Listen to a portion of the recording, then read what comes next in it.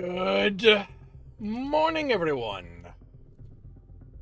Good morning, and welcome to Tuesday, second day of the work week for those of you working under that schedule.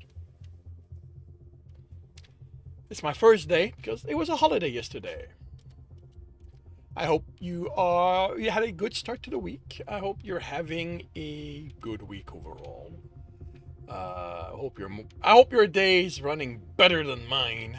Da, da, da.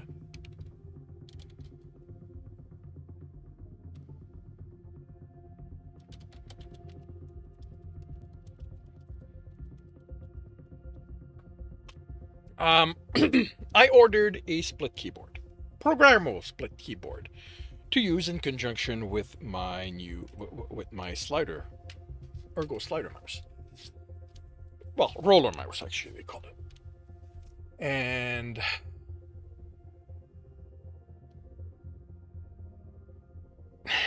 it's supposed to be programmable using VIA. VIA is supposed to be VIA is a website that allows you to program compatible keyboards, and their website says it's compatible, except it won't let me do it. I really despise situations like this where a website will go, oh yeah, do all of this. This is this is basically out of the box. You can do all of that, and then it doesn't work.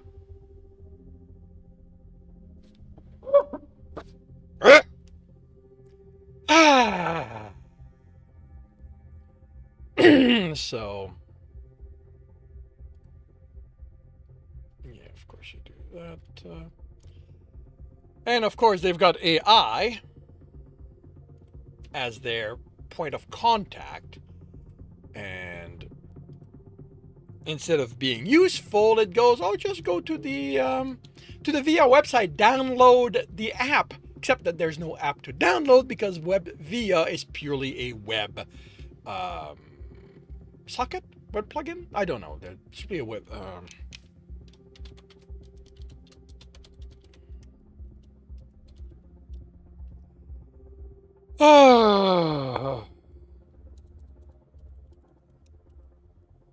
Is he maker? Yeah.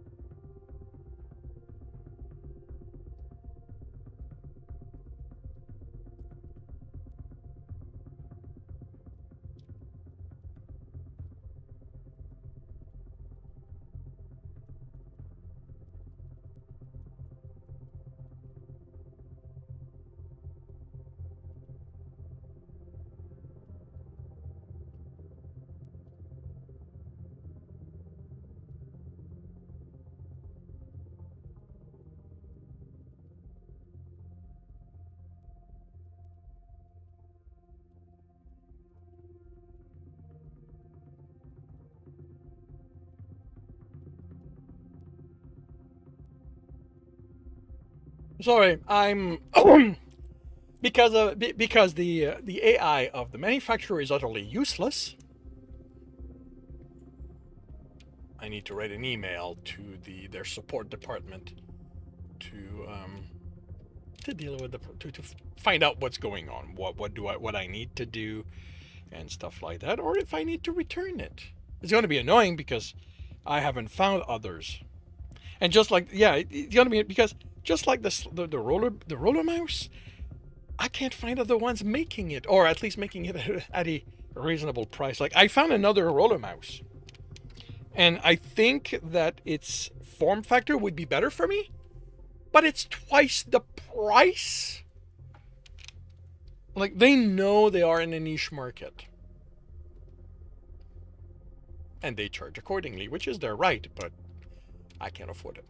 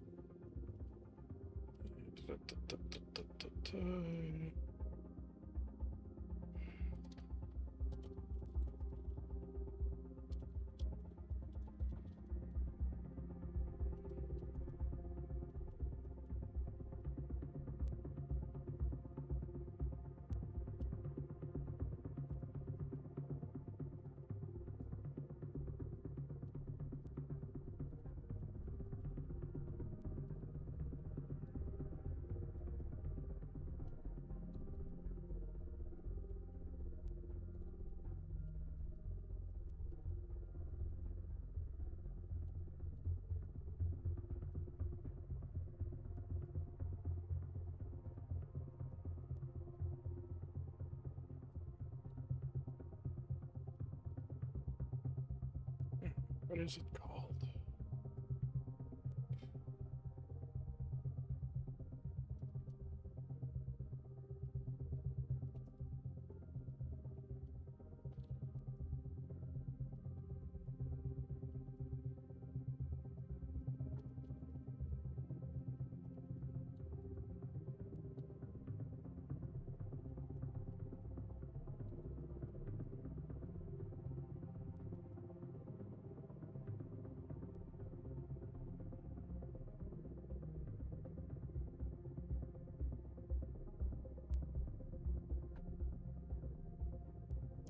Alrighty.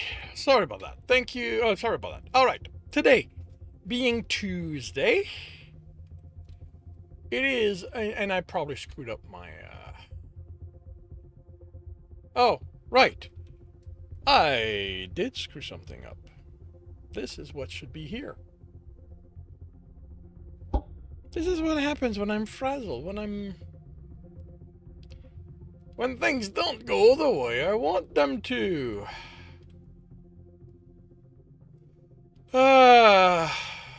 Because, yeah, my morning, the plan for my morning was to deal with this, the keyboard issue.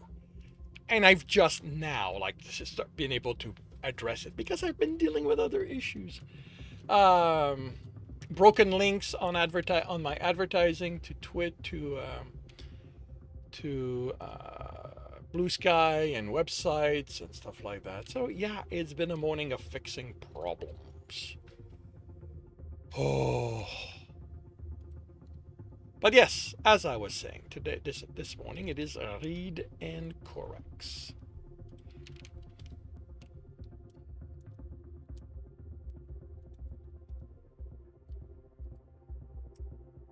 That's where I read chapters from my books. Correct them as I go. For those who are new to this, while I am recording this, recording the reading itself. So while that is happening, I will be ignoring the chat.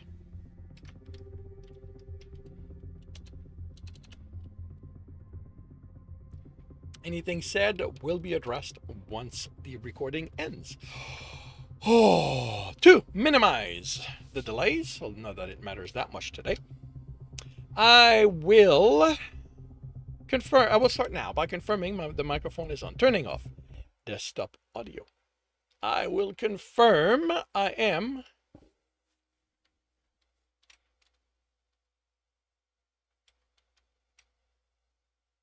on the correct screen.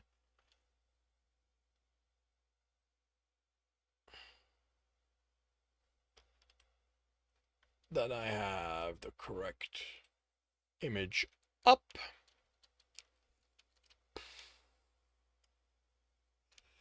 I am starting the recording, and I'll see you all on the other side.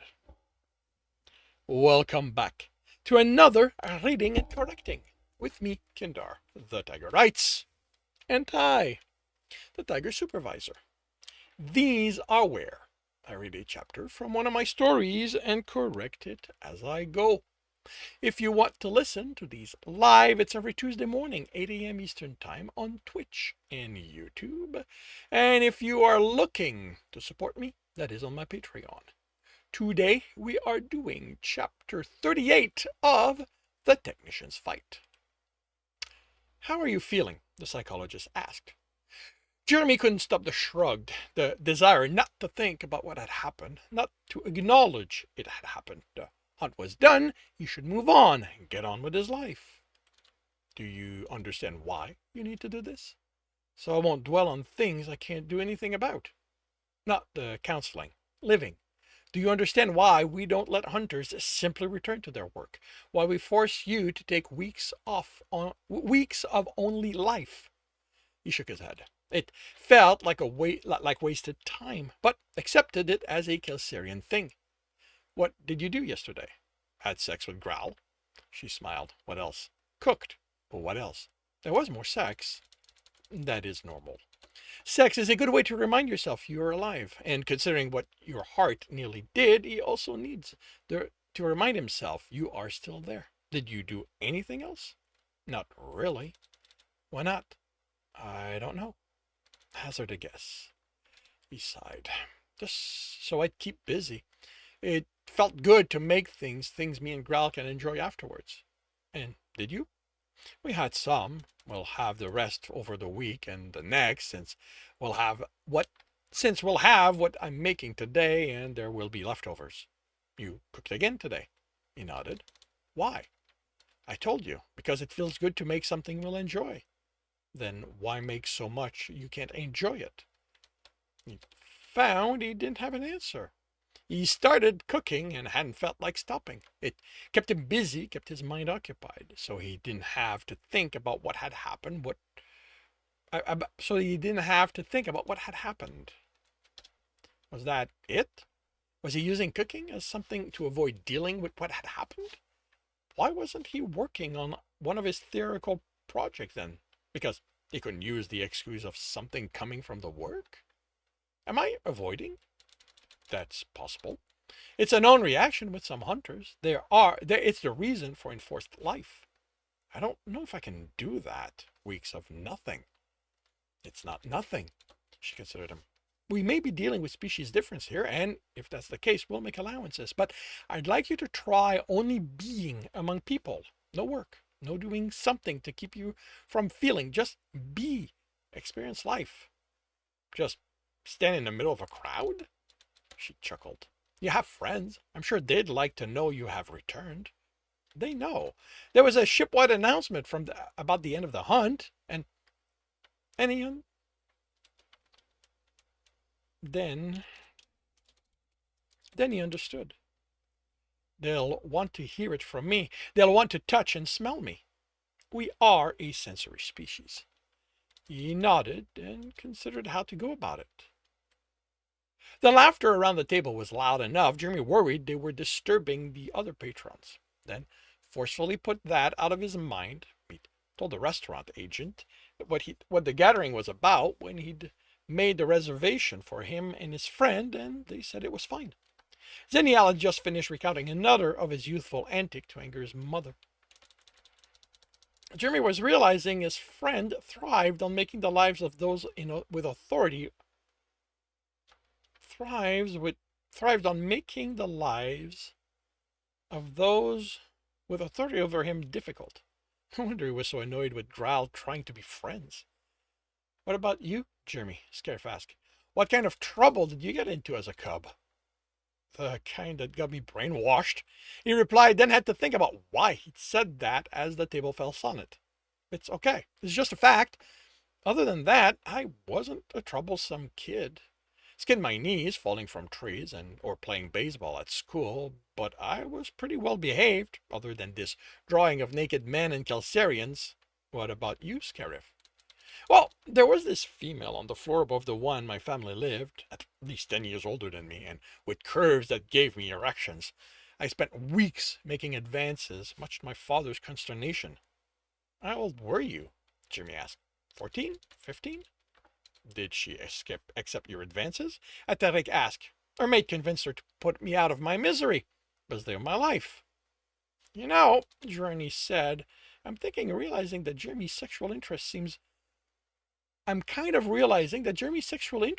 more in line with ours than Earthers. I doubt we're that different. I'm pretty sure we also become sexually active in our teens as a whole. If there's one difference, I think it's with how you just accept it as part of life, while Earthers seem to have built this huge mythology around sex and using it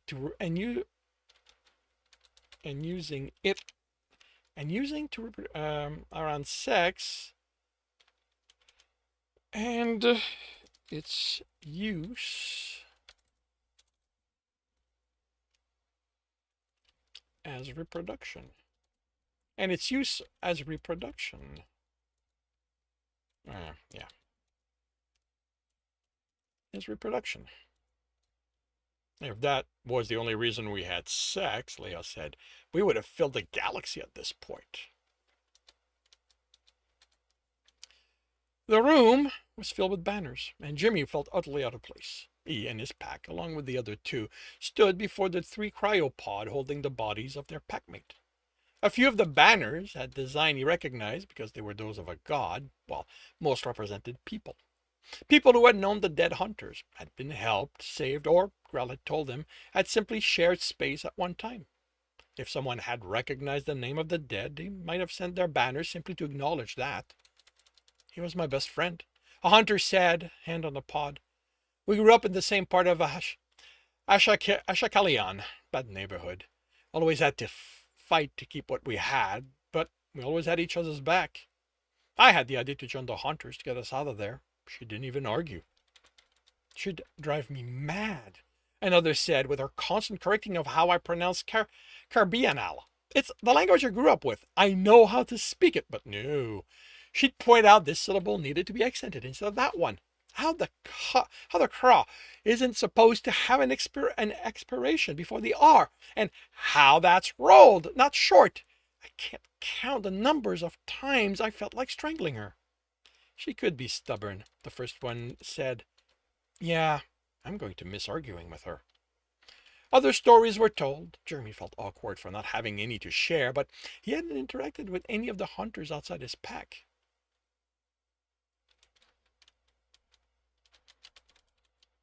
Okay, I'm going to remove this one. He'd been reassured this wasn't about having stories. It was about being there to remind them that they weren't alone, even if they might feel like it in the moment. Jeremy moved to the music, while hands roamed his chest and back, fur pressed against a muzzle rubbed against his cheek. After honoring the hunters who were now in the forest, he needed to do something to feel alive, and a club had felt appropriate. The music lent itself to languid motion, and he hadn't felt the need to stop. He wasn't even working up a sweat, but the constant moving had kept him warm enough. His jacket and shirt had ended up on the table, and he'd realized he needed to feel the feel of fur and skin against his as he moved. He didn't care who or not, and he didn't care who or where, but he needed to be touched, to know he was among others, that he was like them, that what he'd gone through hadn't made him something reviled. Something reviled? Something vile. Something vile. When he woke in a large bed filled with strangers the next day, he tried to hang on to the feeling of belonging he'd felt. Back home, his heart joined him in the shower and left him no doubt he belonged there. Should it be this hard? Jeremy asked Leah. She smiled. You'll have to be more specific. This, emotion around them, just being here, living. Life isn't meant to be easy. You're being deliberate and difficult. You know that's not what I mean. The hunt was 2 weeks ago. No one in my pack died. I didn't even get all that gravely injured, but I still feel, he grasped for words, disconnected. Hunters belong to the gods, she said. It's an expression they use. You went through something extreme. It's normal you returned changed. You are someone new, tempered in the hunt. So this isn't something I have to look forward to every time I return from a hunt? He asked, hopeful.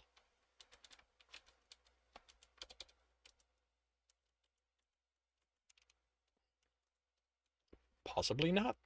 Some hunters never shed it. You'll find them living in the hunters section.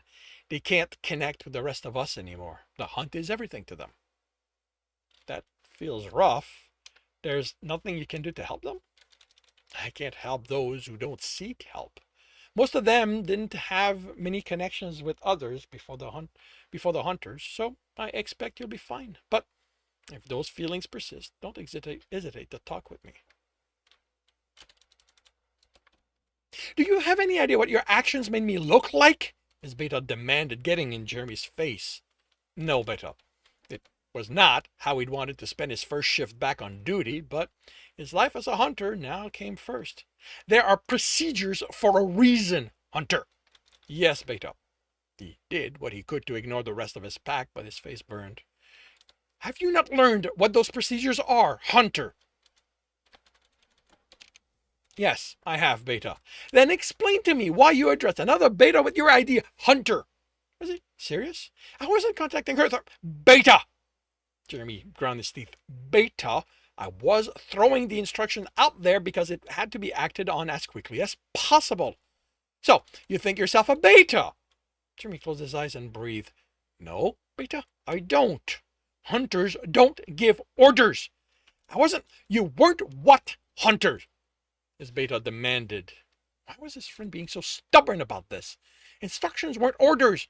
He wasn't ordering anyone. He just sent out what needed to be done so those in a position could act on it. You weren't what hunter? As Beta demanded again, and this time Jeremy glared. Nothing, Beta. You are not to get anywhere close to the tech we've brought back from the station. Come on, you can't. Are you questioning your Beta's orders? Hunter, the Beta demanded, a growl underlying his world. It's Earther. The growl intensified. No, Beta, he said through clenched teeth. Until further notice, you will spend half a shift assisting one of the builders.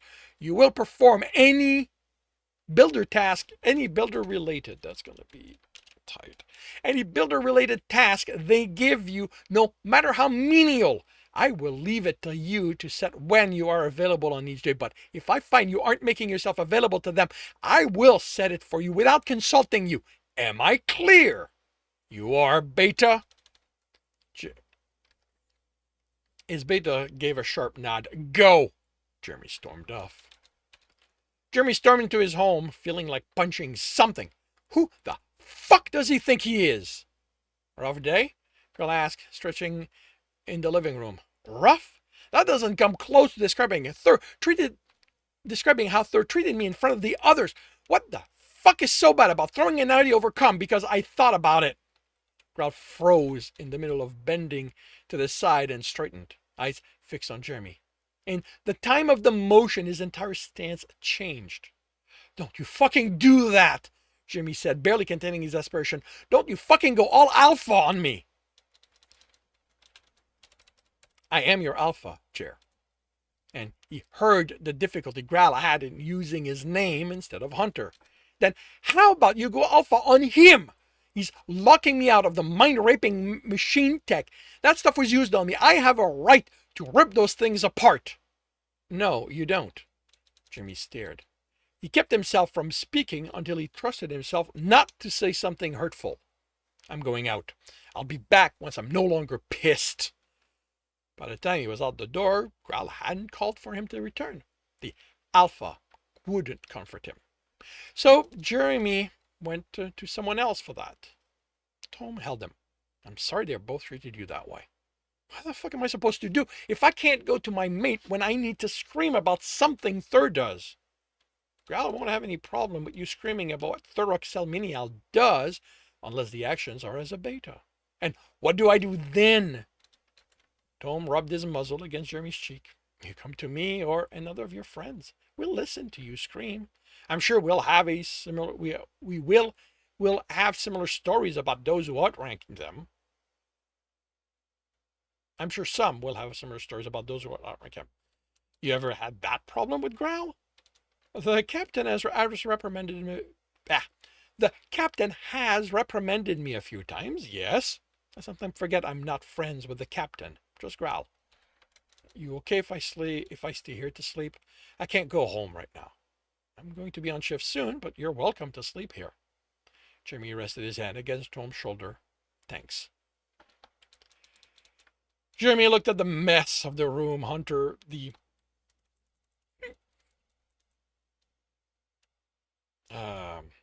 okay. I need to rephrase this slightly to make it clearer that this is the Hunter's room. Looked at the mess in the back of the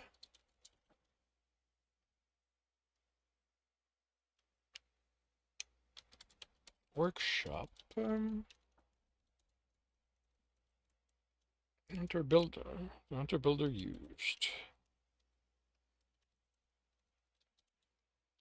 Jeremy looked at the mess in the back of the workshop the Hunter builder used. Broken parts littered the floor. Half assembled or disassembled machines were on tables, and he'd been ordered to take everything apart and store the parts in specifically marked containers. He doubted he'd get through even a fifth of that in the 4 hours he had. He set to work. He didn't want to give Thur an excuse to add to the already set torture. Graal watched Jeremy from the living room, muting the movie. He stopped. I'm sorry for not telling you where I was. Tom let me know you were at his place. Are you feeling better? I no longer feel like screaming at you, so that's an improvement. But I don't know how to deal with you being my alpha when all I want to do is go to my mate and complain about how unfair my beta's being. Graal motioned him over, and Jeremy sat on his lap. I'm sorry I can't set that part of aside and just comfort you. I've never been in this position. Tom reminded me there are others I can go to when I can't go to you, but do you think thirst punishment is fair? It's within the guidelines of what a beta can do. The forcefulness of the neutral tone told Jeremy he wouldn't get more than that. He said I don't have the right to access the mind-raping tech. Is that something you can talk about? One part is that hunters don't get access to things like that unless they bring skill that can help. I have knowledge of Earther tech, but not in that field. What's the other part? Because of who it was used on, it's evidence in those crimes. The adjudicators will request access to them, and they can't have been tampered with beforehand. Are you fucking telling me I brought them back just so a bunch of lawyers can get them? No. Documents have already been altered to show you brought back one less than you actually did. I'm going to change that to take into account the next one. The brought back you brought back less than you actually did. Can't you get in trouble over that? Yes, but I want my hunters to go over the tech that was used to hurt you. The Federation techs, that's plural, never updated me on what they found from the devices used on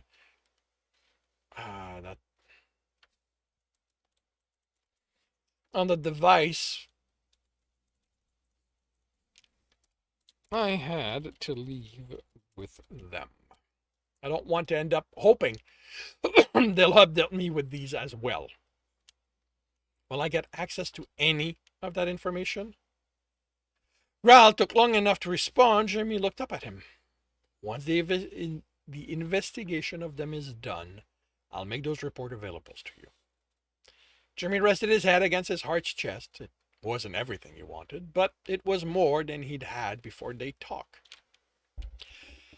And this concludes chapter 38 of The Technician's Fight.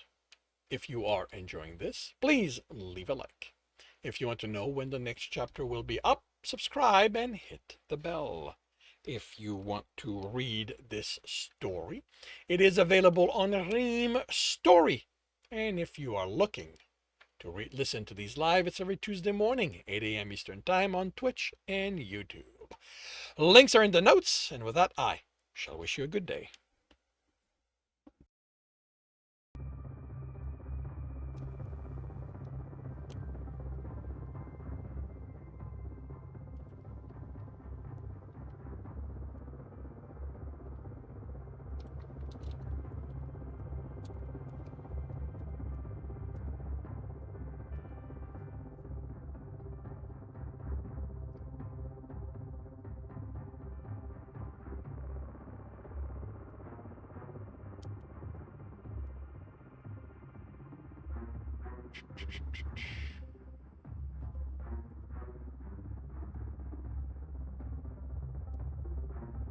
Right. I deleted all the chapters I can't upload because So Furry is offline. Too many were piling up. So.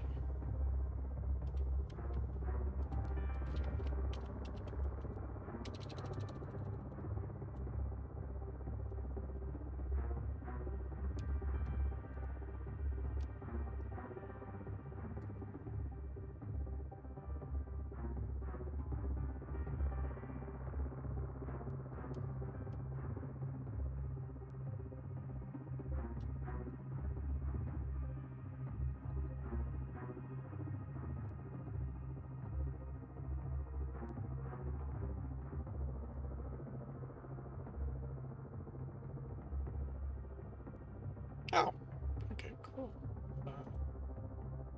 I'll update that. Okay, we have to bring that up.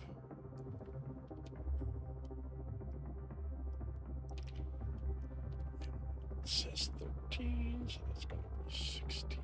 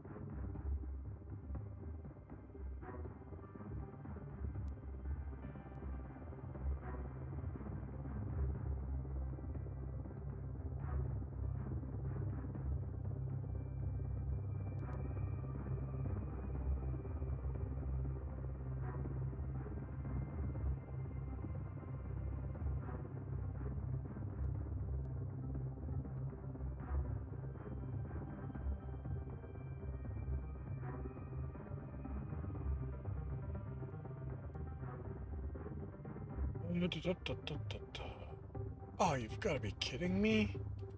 How the hell do I make typos like that?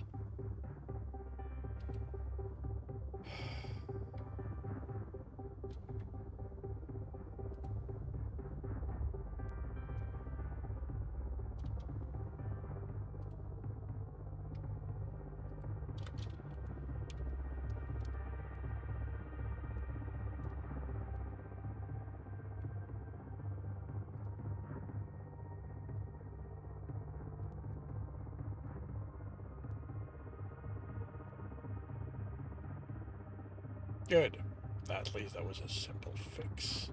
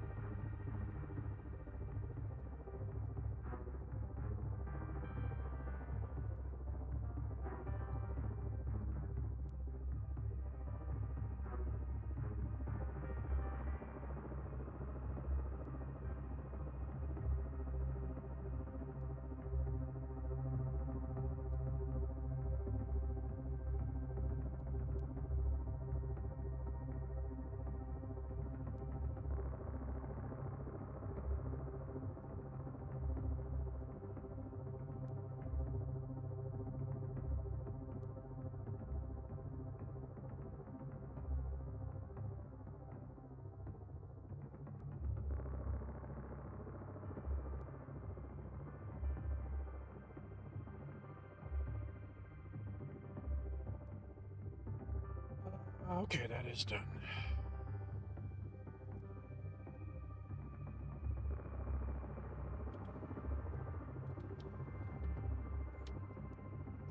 Nope.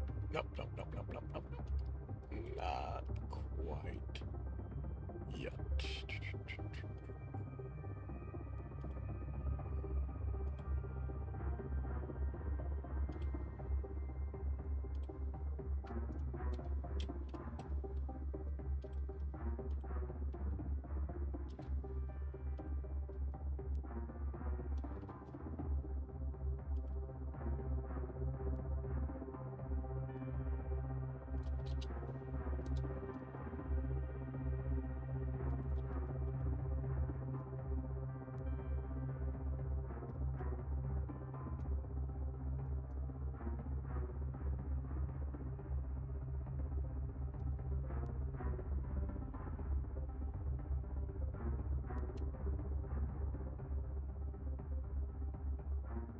All right, now it's done.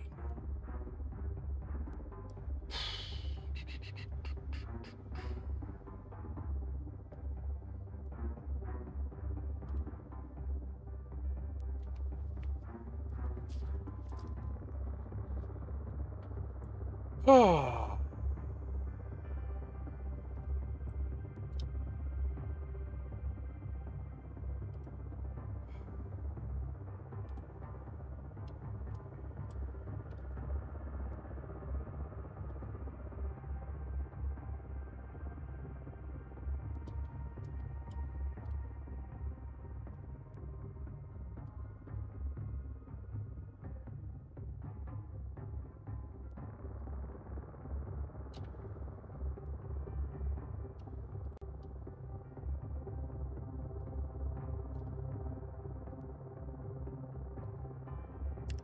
Alrighty, so I will start another chapter by confirming the microphone is on, turning off desktop audio.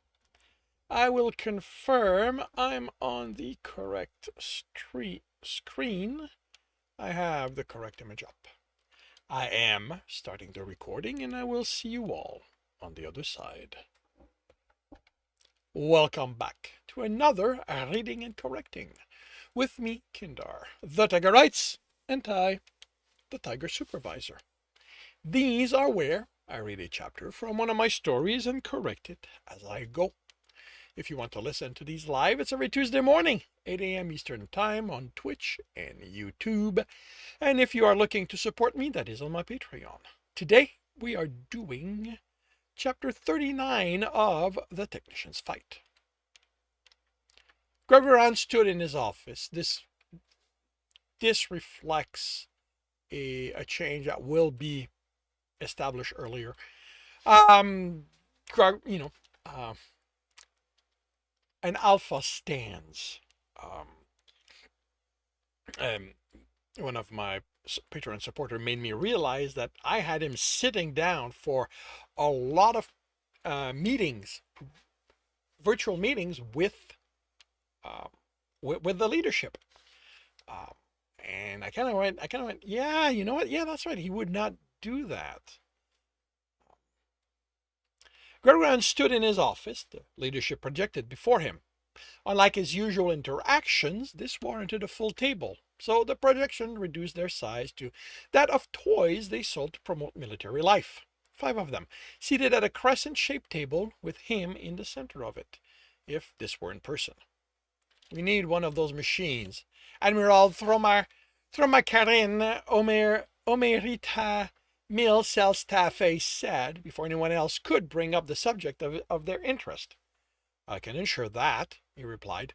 Not only was he interested in getting into an argument with this admiral, but he wanted to ensure that when he was firm on something, they didn't have more reasons to argue with him than they already found. Than they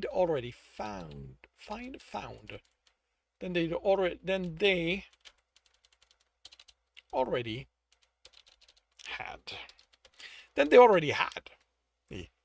He'd filed a report with the leadership before filing it with the Federation for this purpose. To show them he put his people first, even before the profits putting something on the open market might gain him. He no longer needed Tom's reminder for this strategy. He still wished his friend was present, but just like when he faced them in person, they would see it as interference with their. Okay. Um, their authority if they realized he was there. If they realized he was there. What have your hunters worked out about them? General Triurt Gar Orchestre Torimar asked. Nothing. As per Federation protocol, we aren't authorized to investigate technology considered evidence in a Federation investigation, which this will be due to the number of Federation species that were. Okay, species is not capitalized. Federation species that were kidnapped and used as test subject. Those include Kelsarian citizens, she said. Therefore, I order you to open one up and have the reports forwarded to me. I'm told hunters have unorthodox tech.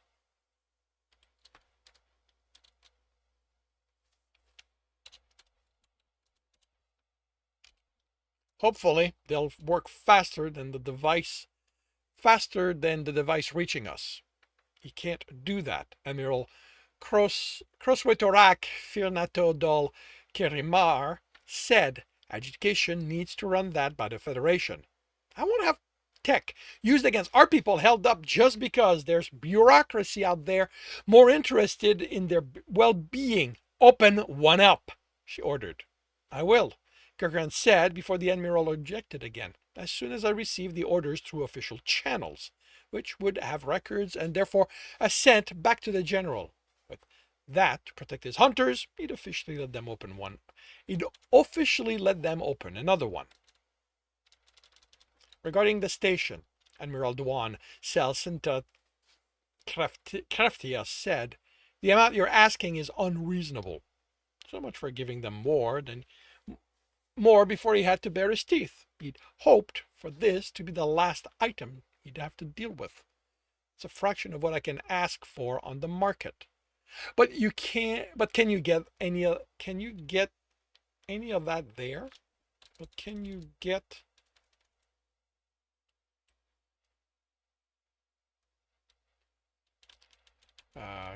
Cursor. Where's the cursor? There's the cursor. But can you get those there?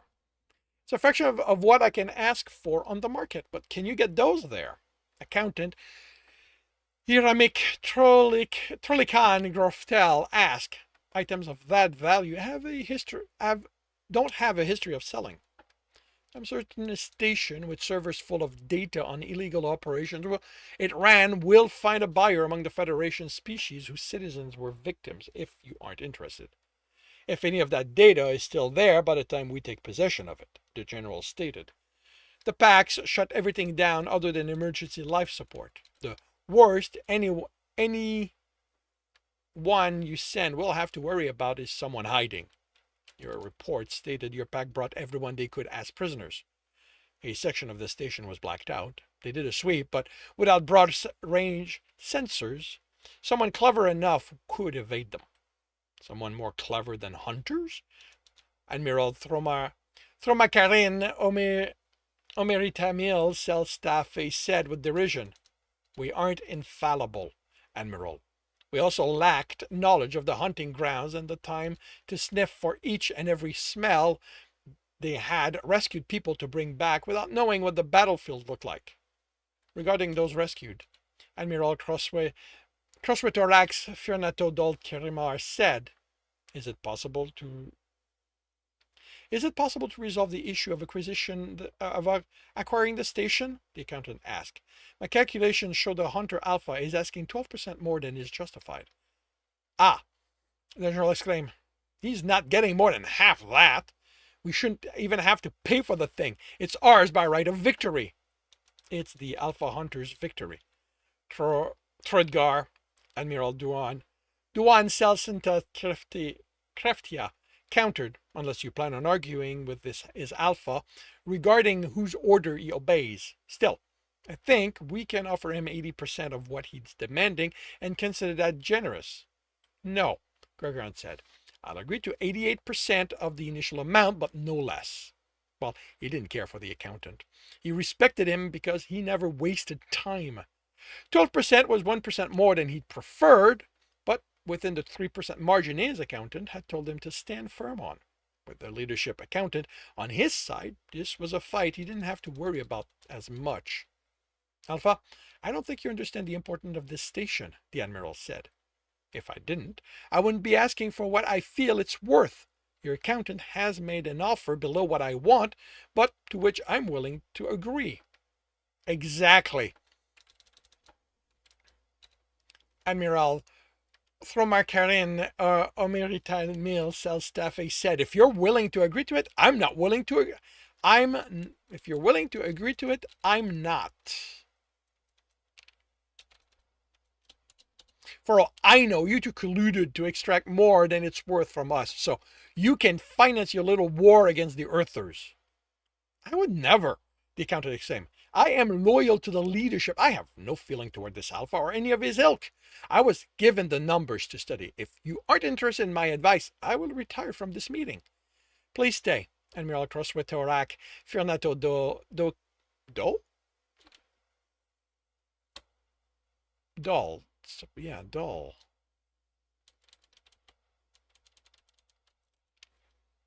Dol Kerimar said the Admiral is only stating his, that's going to be emphasized, his biased belief, not those of the leadership. This is not the time for your personal hunt, Tromakarin. This involves all of us, our people. Don't cause us to lose access to vital information on the Earthers for whatever reason you have to oppose the Alpha. He looked at the accountant. 88% is fair to the Alpha and the leadership?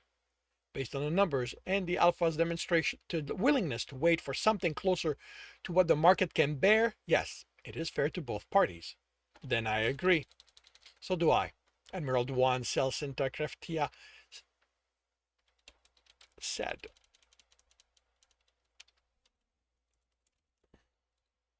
See to the transfer.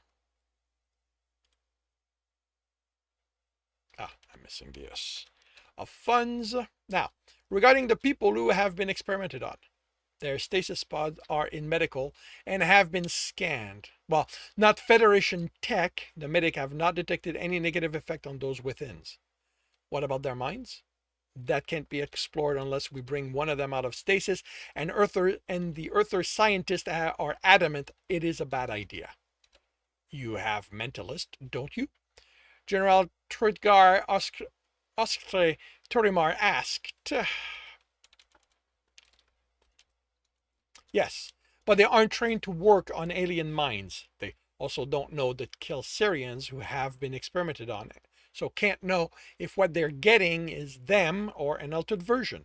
As their reports state, all they can say is that they didn't find any overt evidence of tampering similar to what Hunter Jeremy Bradshaw experienced. But in their current state, most of their minds are dormant, so those changes could be there. Arrangements are being made for our people to be for your people to be met by military medical packs. Admiral Duan Selsinta Kreftia said, you will not hand them over to anyone else. I don't expect the Federation to object. I don't expect the Federation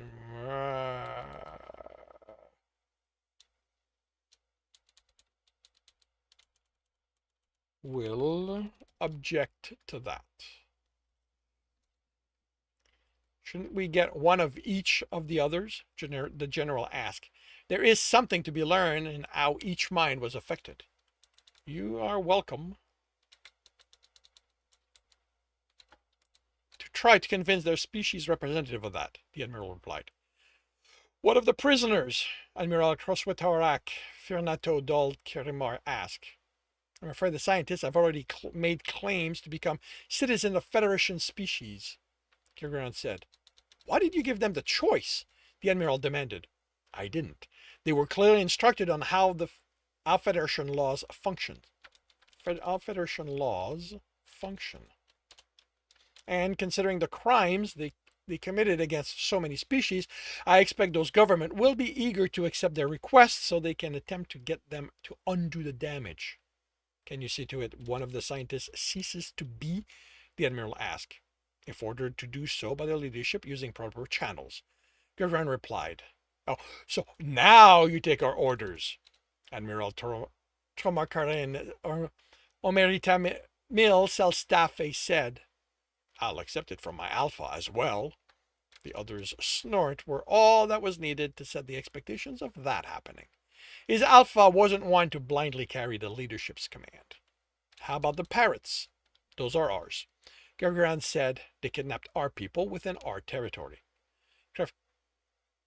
But it's doubtful they'll have any useful information, Admiral Dewan Selsinta Kreftia said. Did they make a request to gain another species citizenship?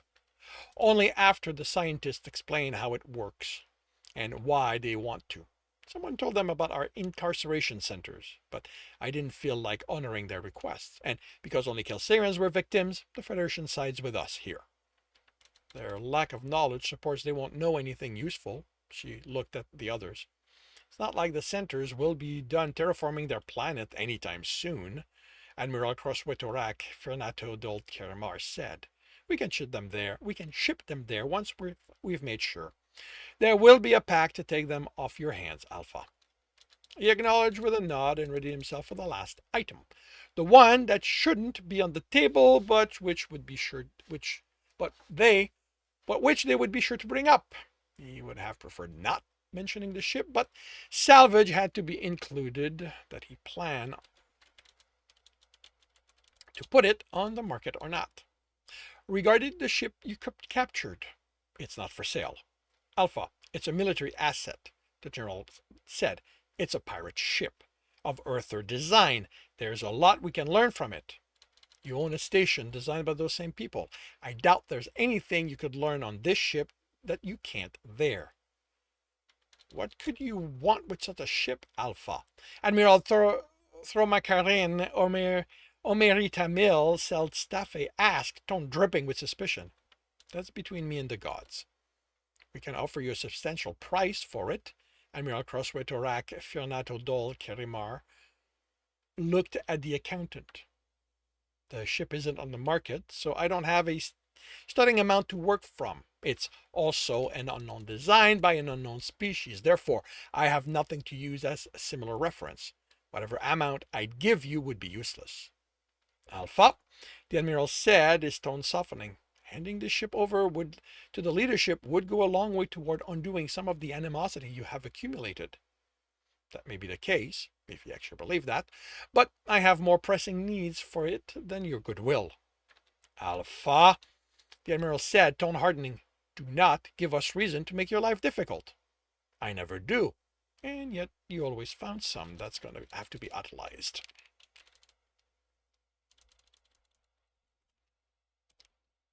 And yet you always find some. Return to Kelser now. I'm on the line. I don't care if you're in the forest. You're going to bring your balls back home so I can clear it with my Alpha. Your ship is still mine, therefore falls under law. If my Alpha orders me home, I will comply. Until then, I have a contract with the Federation to keep the line safe. The admiral stood and laughed, vanishing from the projection. I guess this meeting is over.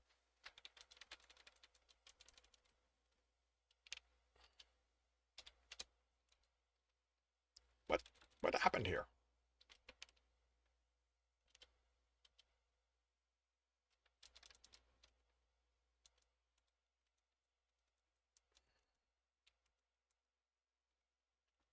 I guess this meeting is over, Admiral Thromakarin Omerital Selstafe said with a satisfied smirk before also leaving. The accountant gave Galgran a flick of the ear as departing acknowledgement. The general left with a disappointed shake of the head.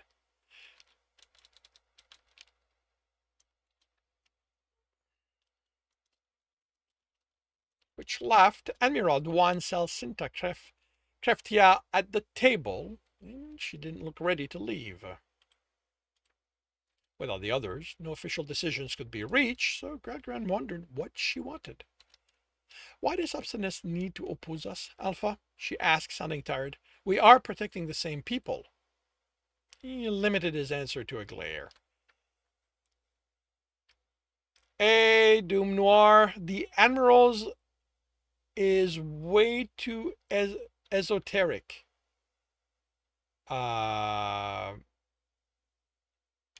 Wait, I'm recording this. I'll get back to you afterwards. You caught me by surprise. Why does Upson need to oppose us, Alpha? She asked, sounding tired. We are protecting the same people. He limited his answer to a glare. It's only us, Alpha. I won't hold your reasons against you. I just seek to understand. And yet, he said, tone clipped, there will be a recording. Not admissible before justification, but before adjudication, but still useful to make his enemy bare their teeth. She made a motion, looked to someone off projection, then nodded. Now you are the only one with the recording. If she told the truth. If she didn't, he had proof she'd misled him. Not that it would do any good in placating his enemies within the leadership. Still, if she was honest in her desires to understand the position they kept putting him in, maybe he could make an ally. I don't oppose the leadership. And yet, there are piles of records of you refusing orders we give you, because they run contrary to those given to me by those whose authority I bound myself to when I became a hunter. The gods don't... I understand you don't believe. He cut her off, not interested in that argument.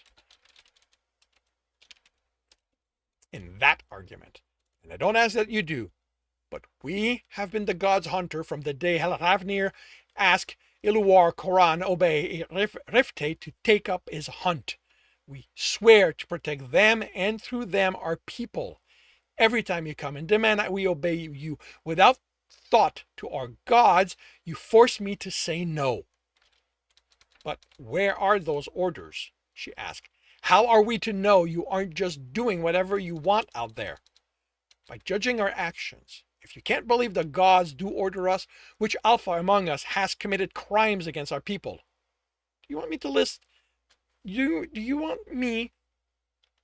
each and every one of you that has done questionable actions? We operate in the void. Sometimes our actions have no choice but to be questioned. But what comes of those actions? You don't like I have a Halan on my ship, but because of the information he provided me, I was able to dismantle 2 weapon trafficking organizations. And has it ever occurred to you he's using you to advance his family? When I first took him on, I had my investigation packs go over everything he offered for a connection to the Tals. It was never there. Every encounter, every subtle query has supported he is hated by his mother, who is the head of the Tals. It's called a long hunt for a reason. Then go over my hunts. I have recorded who provided me with the information in my reports. Look over those my quartermaster's information brought into being, or help conclude and judge him by those results. That's not enough. We are not your soldiers, Admiral. We belong to the gods. The age of the gods ended centuries ago, Alpha, the day we left the ground. No, if anything, moving among space,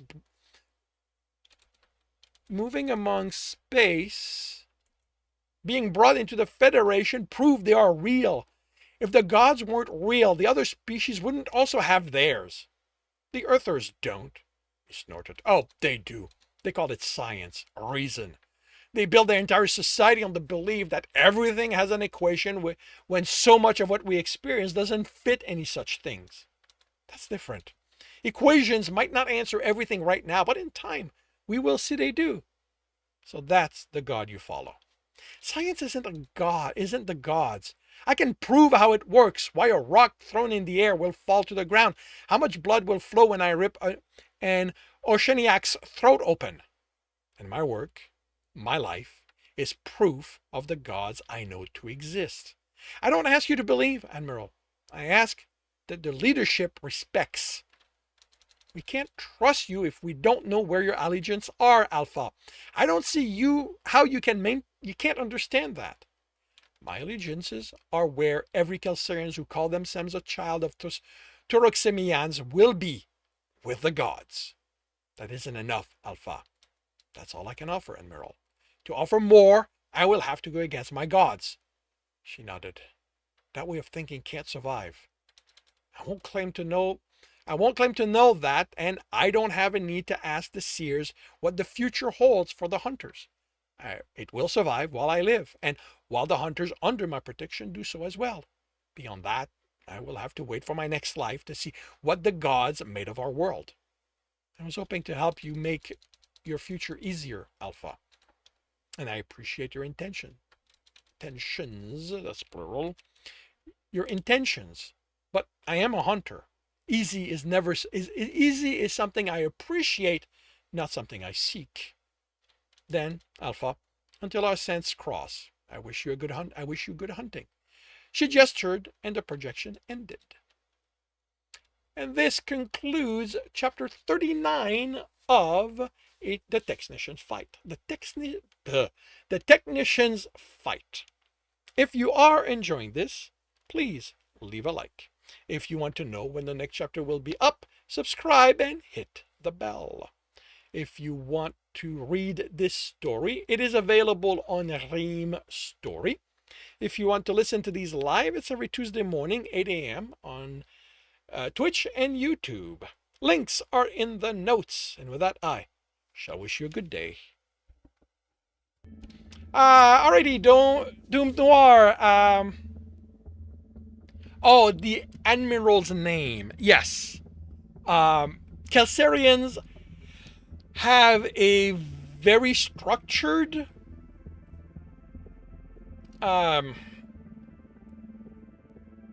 naming tradition.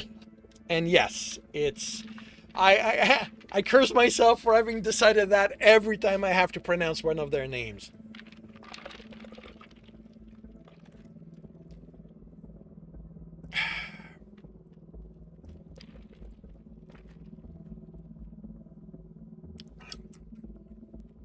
Fortunately for me,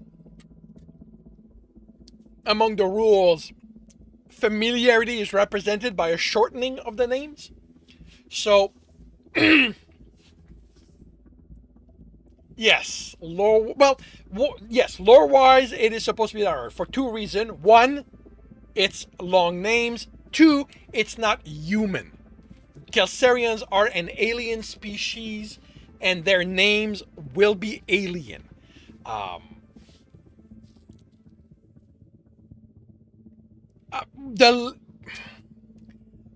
The length of the name represents a lack of familiarity.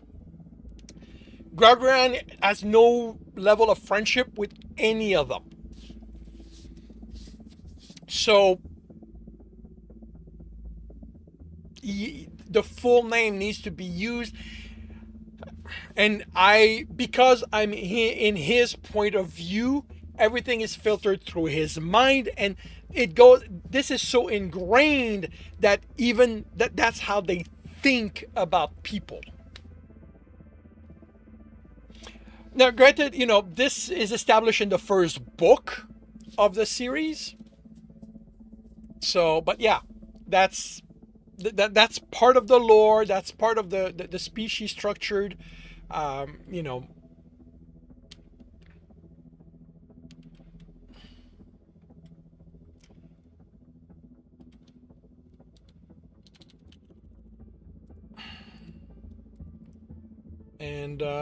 yeah.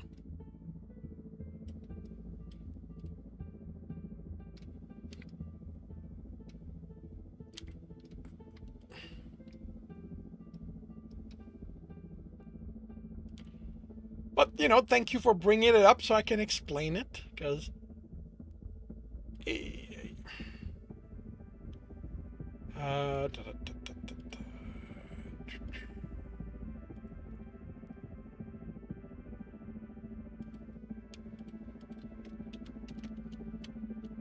come on.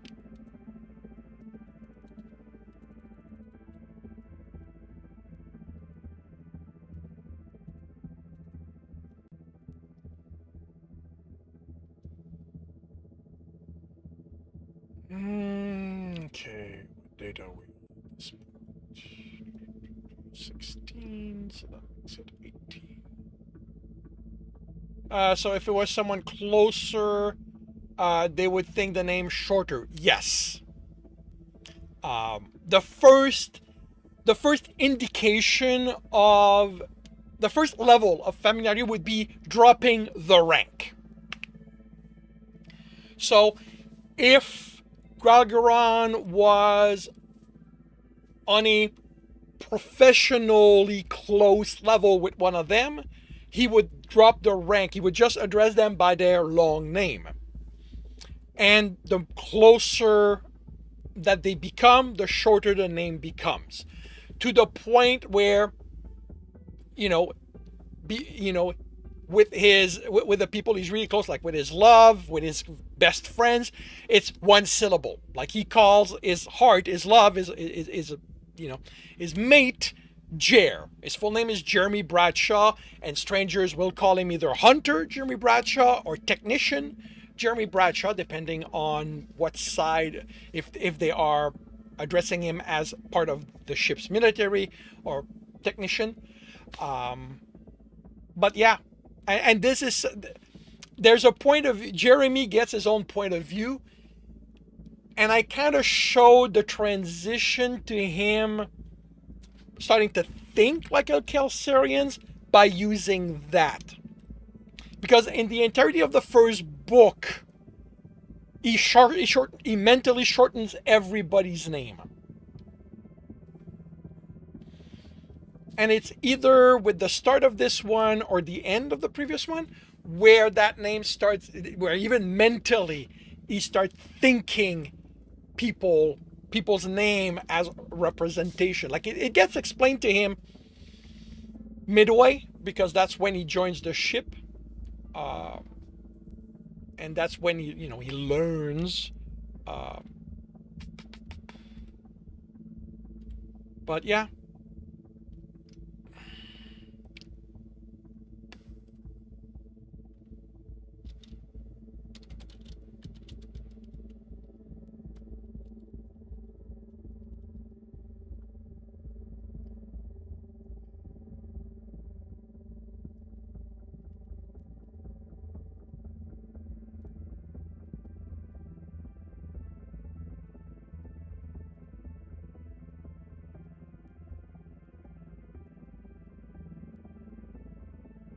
You got it? Cool. Do not hesitate to ask other questions.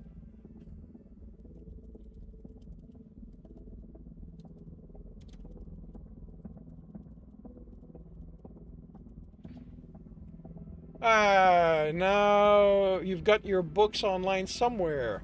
Oh, yes.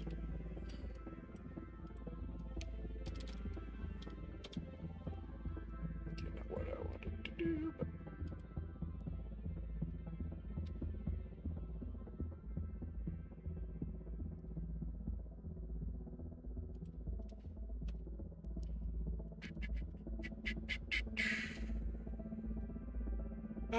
come on, where are you? Oh. There you are. Right. Don't give me. Okay, fine. We're gonna go here.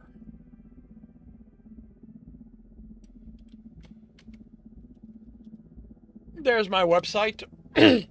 That links you. Blah, blah, that links you to my series. Please tell me. And of course, I did not put a Heart's Life on that page. But if you go under series, it's there.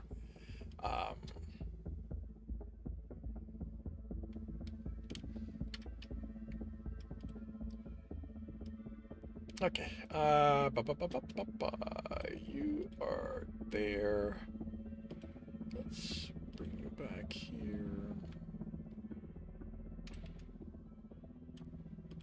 I am really, really bad at maintaining stuff. I'm a writer. That's literally the only thing I enjoy. Everything else is a chore. Of course. That cost me not to, so let's go here. Nope.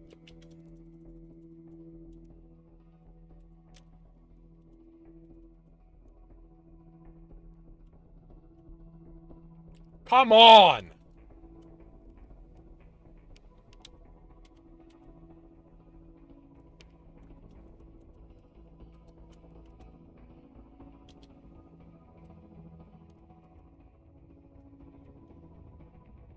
Off topic, go for it.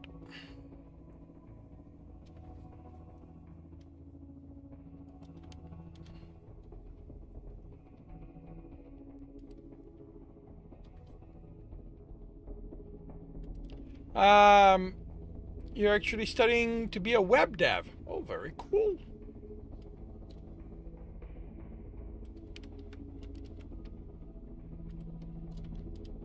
How is that going?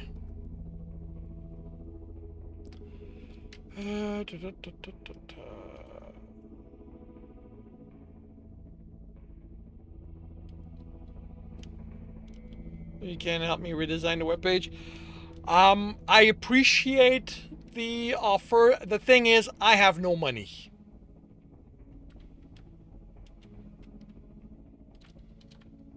And I don't ask people to work for free.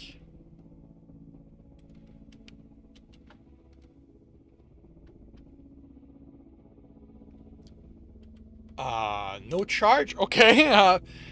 All right. Then, yeah.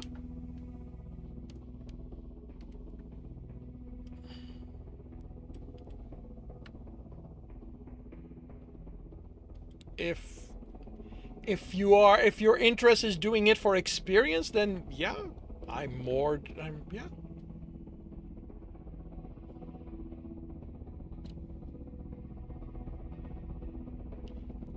All right, so that's done.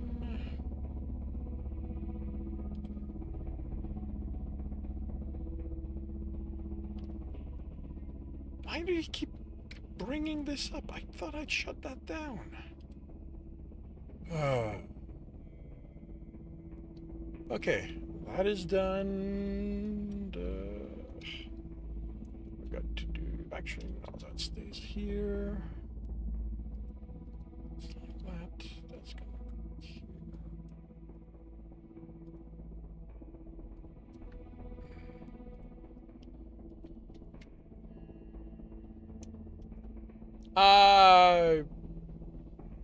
Yes.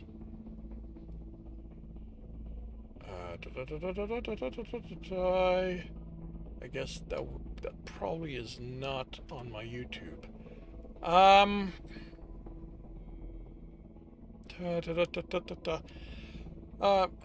Okay, is there a way to connect with your pin report reserves?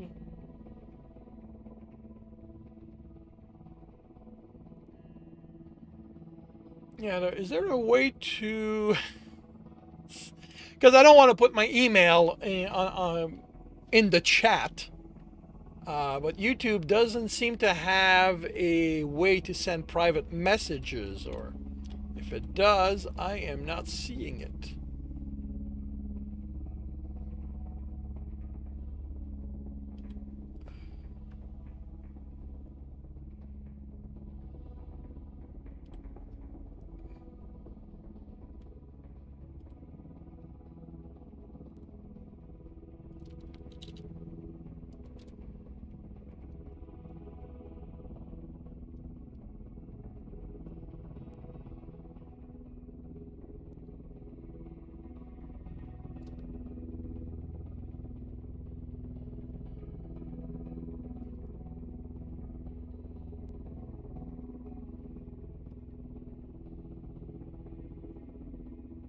Yeah, that's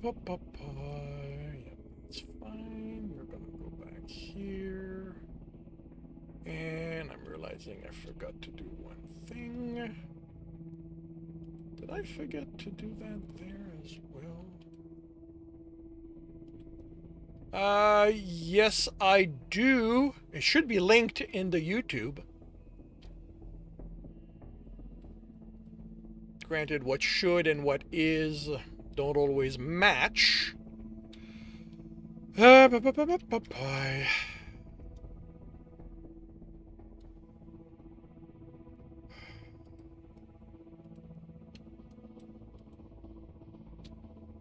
Yep, it is in the YouTube, in the notes, well, whatever they call it.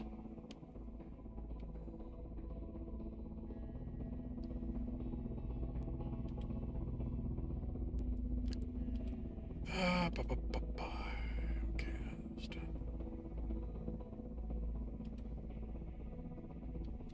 that is all done. So I can move that here. We're gonna go here.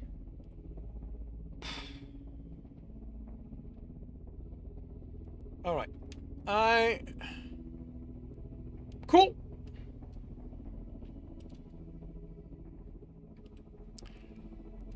All right. I'm going to start another chapter.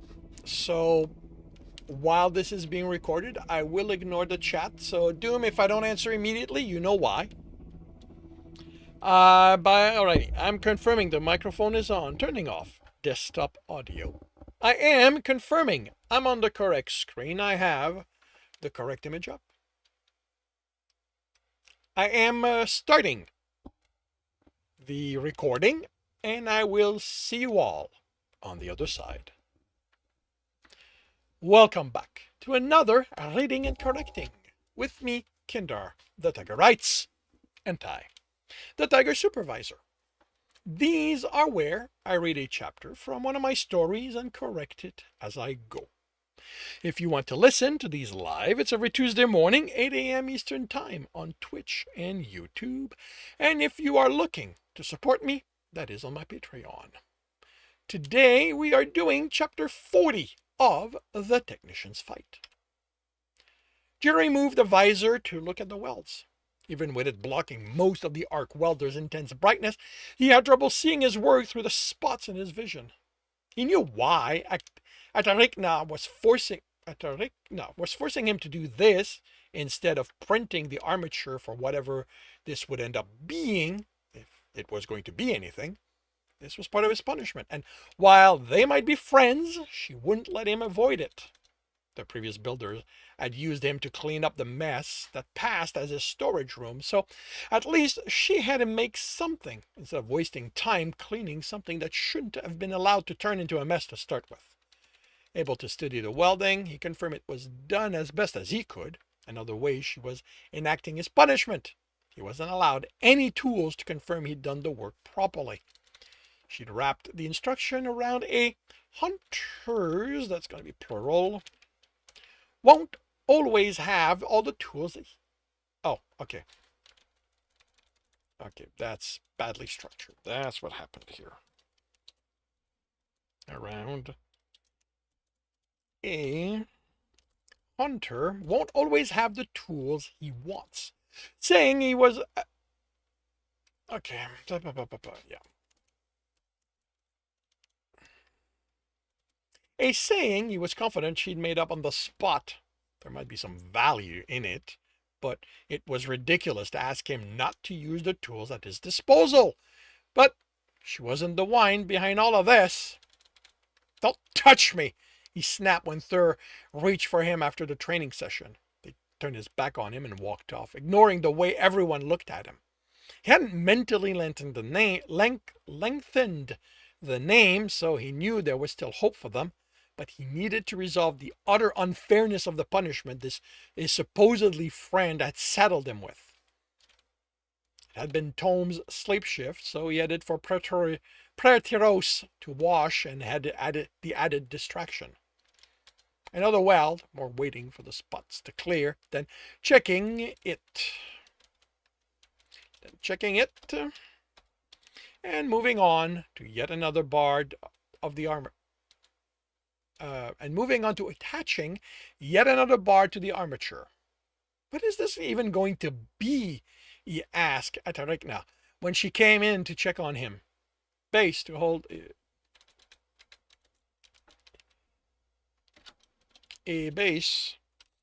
a mobile kinetic gun. He looked at what he was assembling, estimated the rest of the mass once the armature was finished. Mobile by what standard? Even before you add that gun, that's going to be impossible to push. I'll add anti-gravity to cancel the mass. You can't cancel all of it. You need some percentage of friction, otherwise you'll be stuck needing someone ahead to keep it from sliding out of control. He frowned and stared at her. Are you using me to find problems with your design? She chuckled. No, I already calculated the ratio needed. Might be off a bit, but I'm making the system adjustable so that won't be a problem. You could just print this. Maintenance and repair have printers that can handle something this size. But I was told to give you a task you wouldn't enjoy. Thanks a lot. He slammed the visor shut. I can't be your friend, Jeremy, she said before he turned the welder on. He snapped the visor up and glared at her.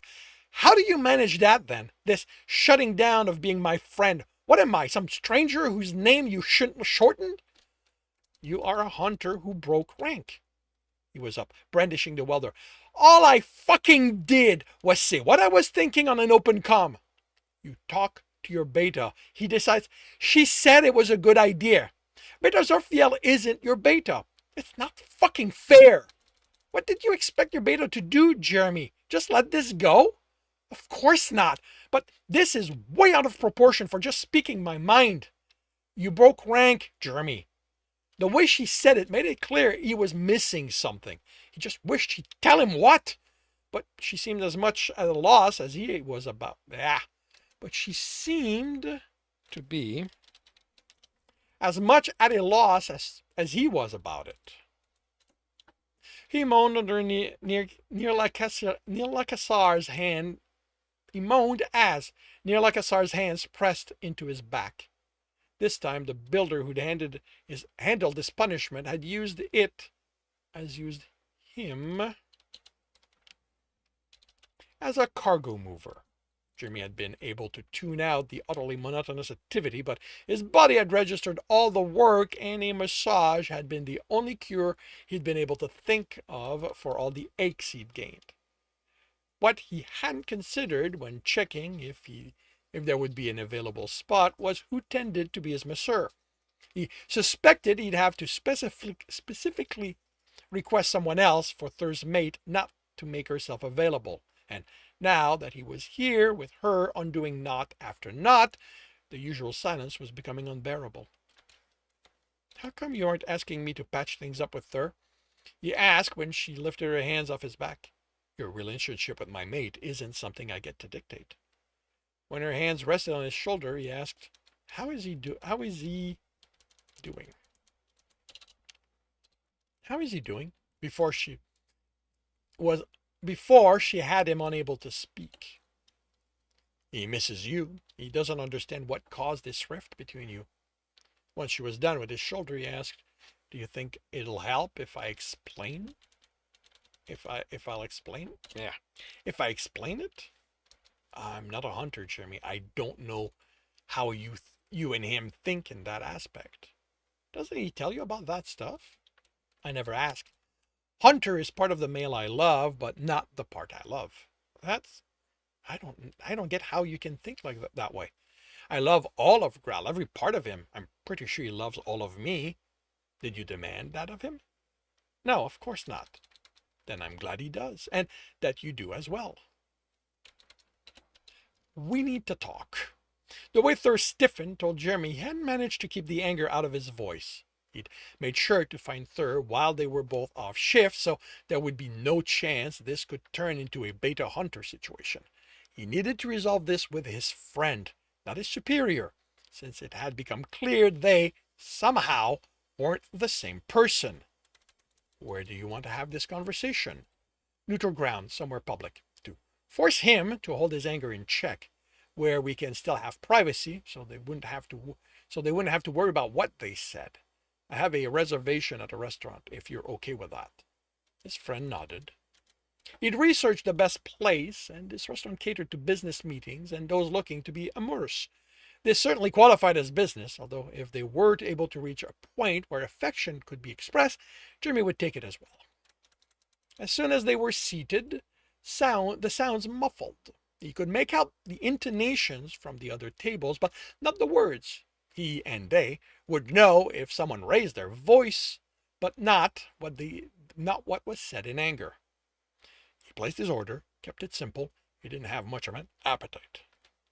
I think This is a species difference. He said once Thur put away his tablet, but I figured the only way we overcome it is by talking.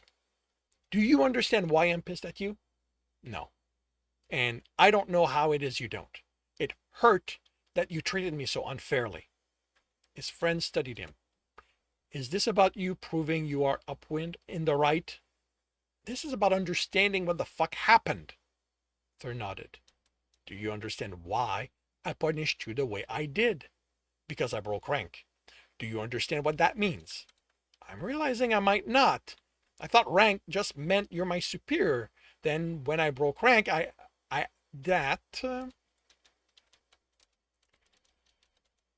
that when I broke rank, I acted without your approval. Rank is a privilege and rank is privilege and duty. Yeah, you look after those under your command. Grell explained it. If your heart might not have realized something didn't carry through if that is how you understand it. Rank means I protect you. Yeah, that's what I said. You look, Jeremy, let me speak. When you break rank, you step outside that protection. It's not like I need that much protection. All I did was talk. That isn't how it works, Jeremy. A hunter can't be allowed to choose when he is or isn't under my protection. But she said it was a good idea. Others might not think so. Who else gives a damn what we did during the hunt? The leadership, the adjudicator, the Federation adjudicator? Why would any of them care what we did on the station? In this specific case, I doubt anyone other than the leadership would, but this isn't about this specific case. It's about you breaking rank. But I broke it there, and you just said hardly anyone's going to care. But what about next time? So this punishment is what? Preventive? No, it's not that. It just is. You broke rank, Jer. You put yourself in danger when I'm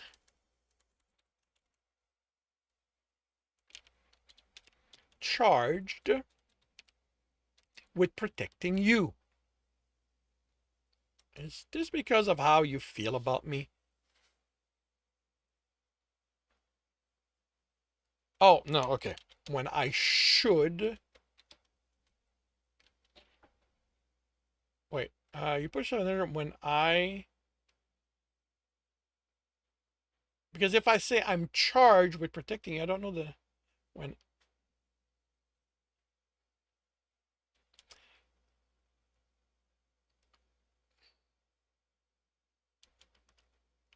You put yourself in danger when I'm supposed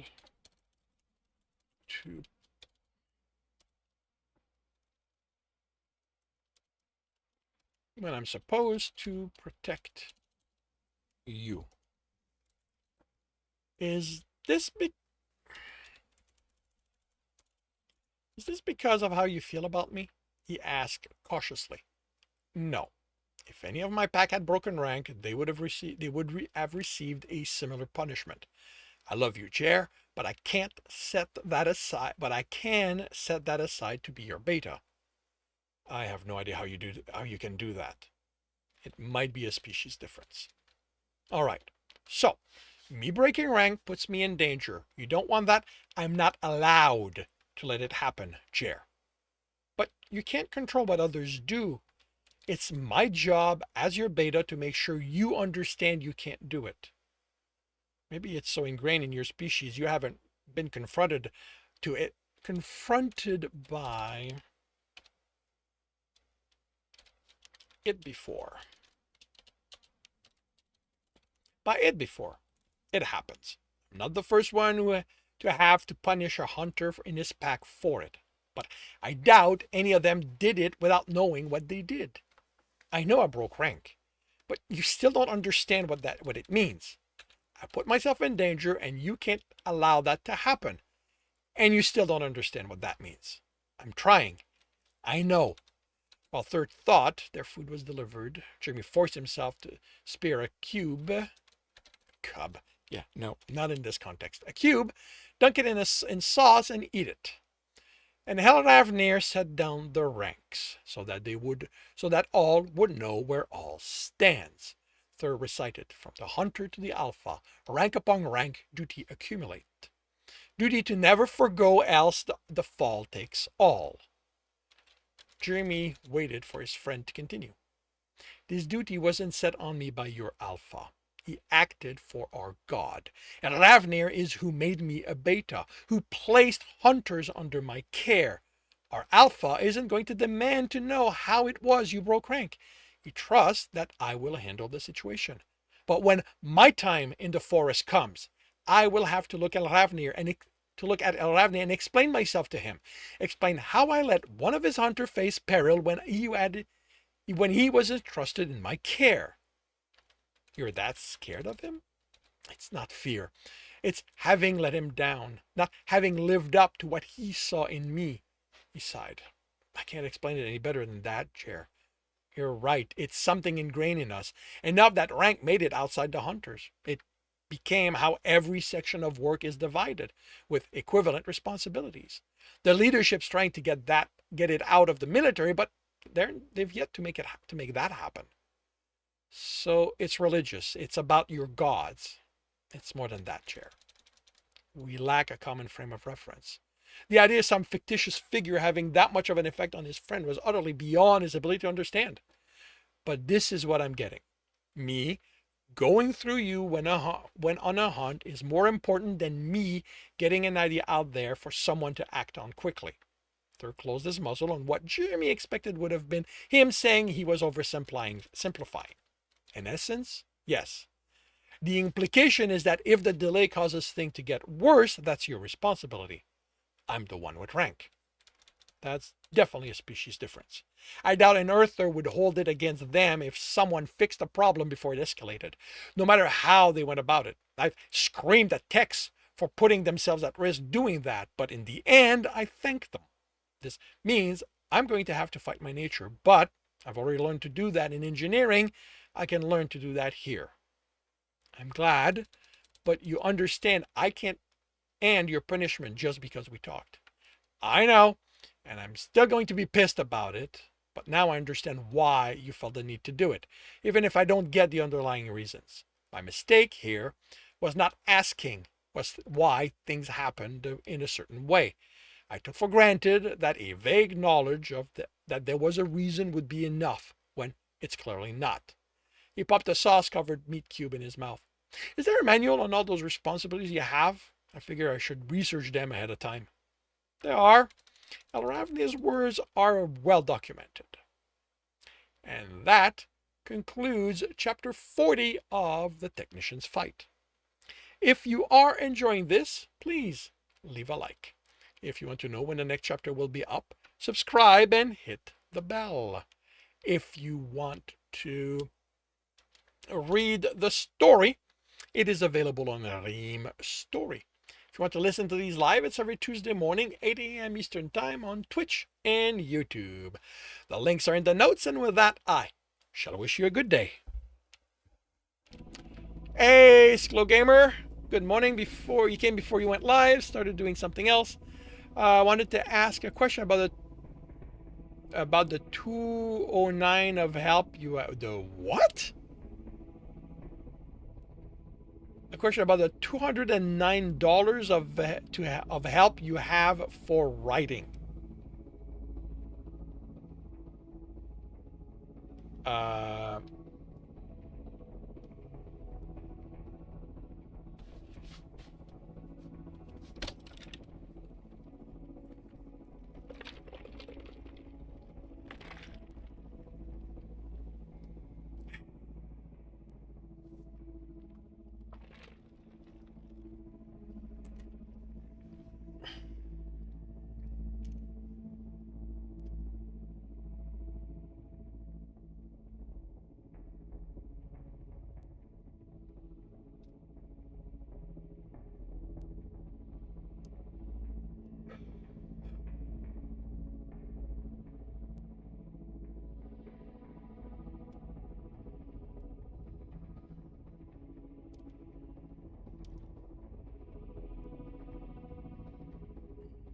All right, I'm getting sidetracked here.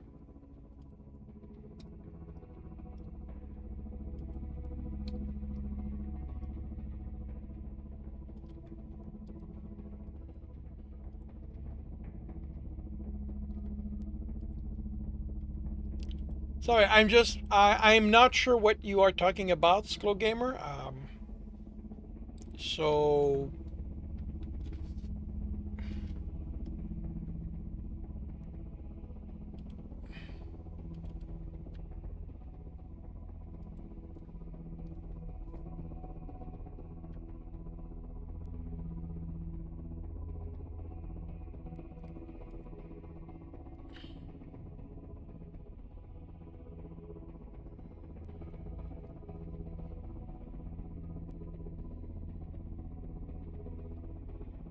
you may no longer be there. That is a possibility.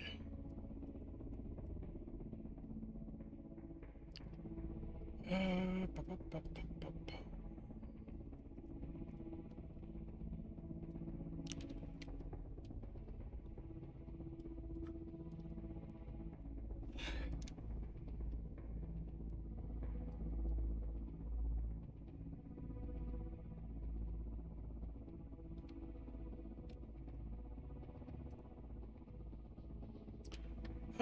18 makes it 20th.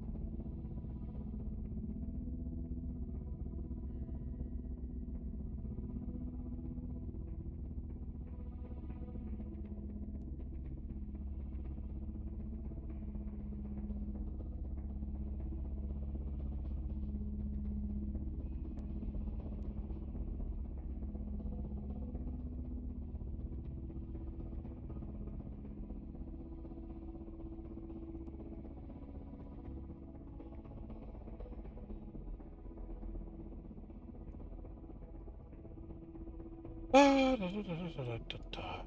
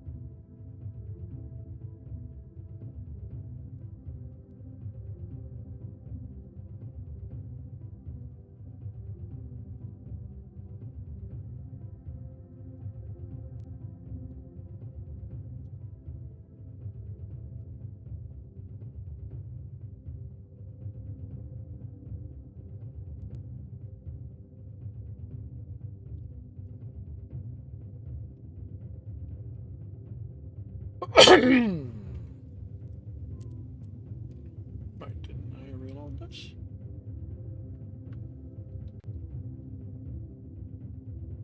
Oh, come on. Where the hell did I... Okay, I see.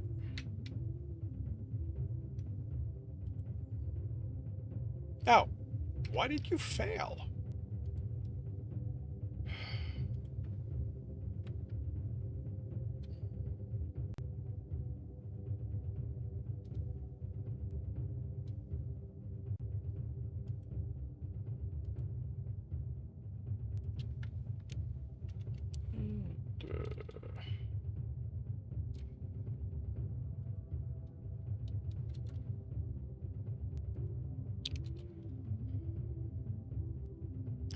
Let's see if this is gonna help.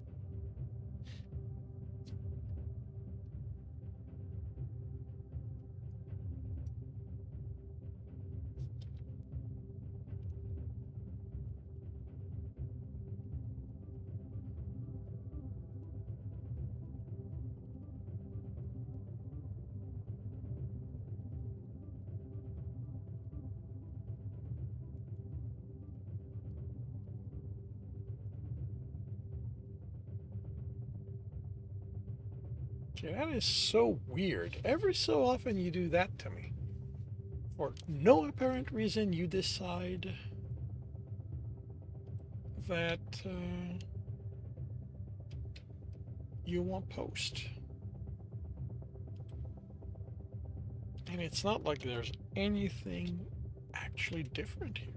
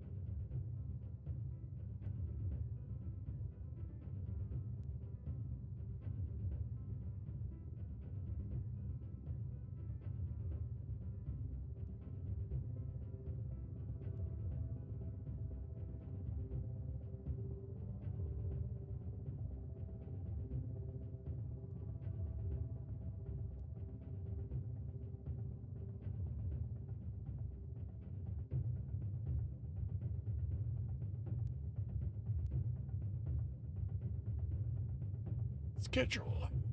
Set publication date. September 20th.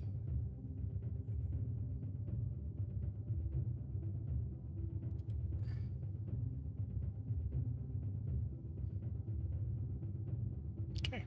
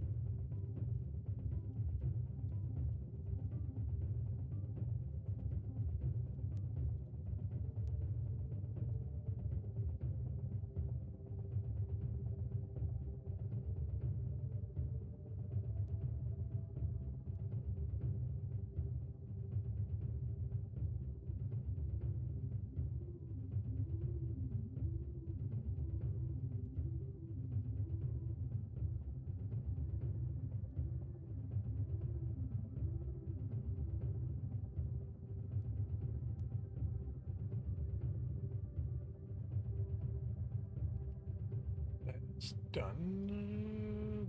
Okay.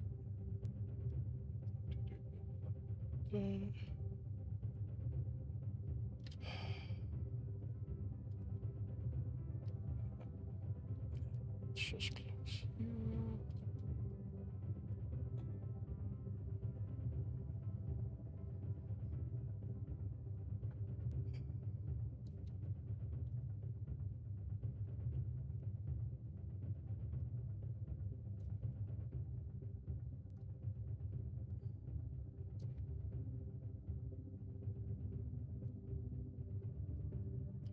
Okay, that part is done.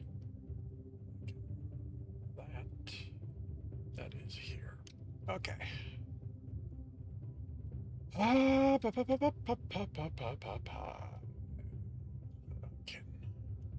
can shut this down. Here, bring up the next, the other file. Your step. Okay, it's chapter 6.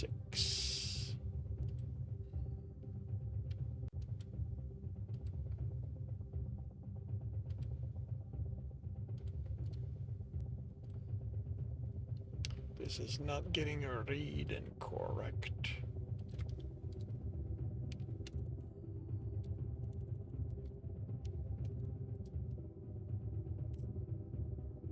Because it's not good. It's a draft one that is not getting published yet.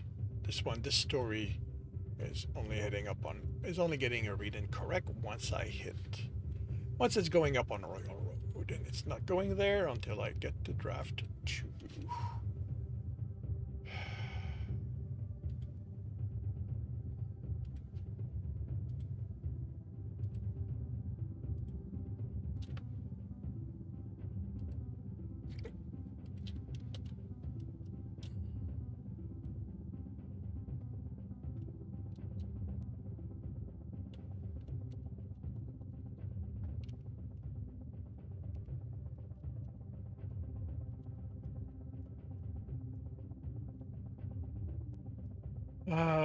September 12th. Makes it 15th.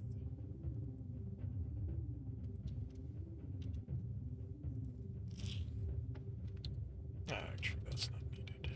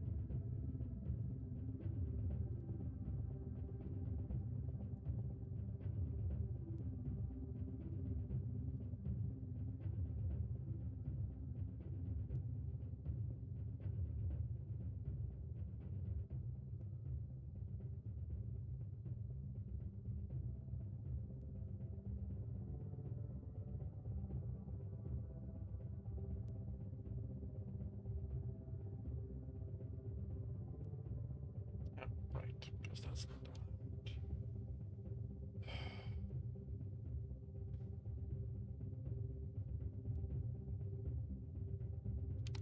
Wait. You failed again?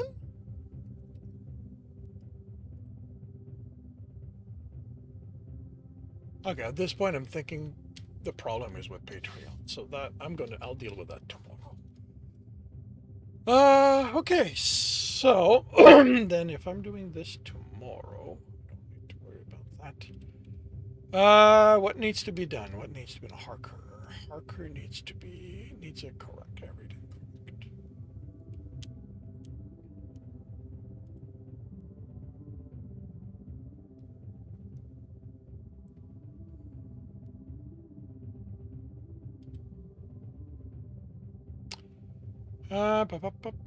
Pie. Oh, wait, that's not. Yeah, right, I changed the layout of that.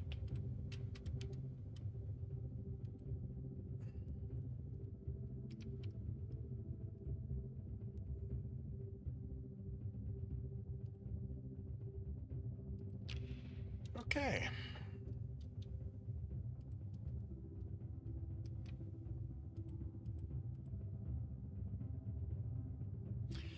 All right.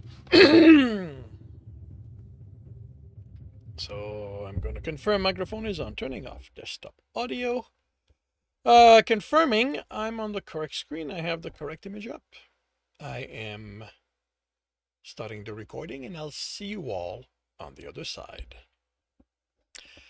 Welcome back to another Reading and Correcting with me, Kindar, the Tiger Writes, and Ty, the Tiger Supervisor.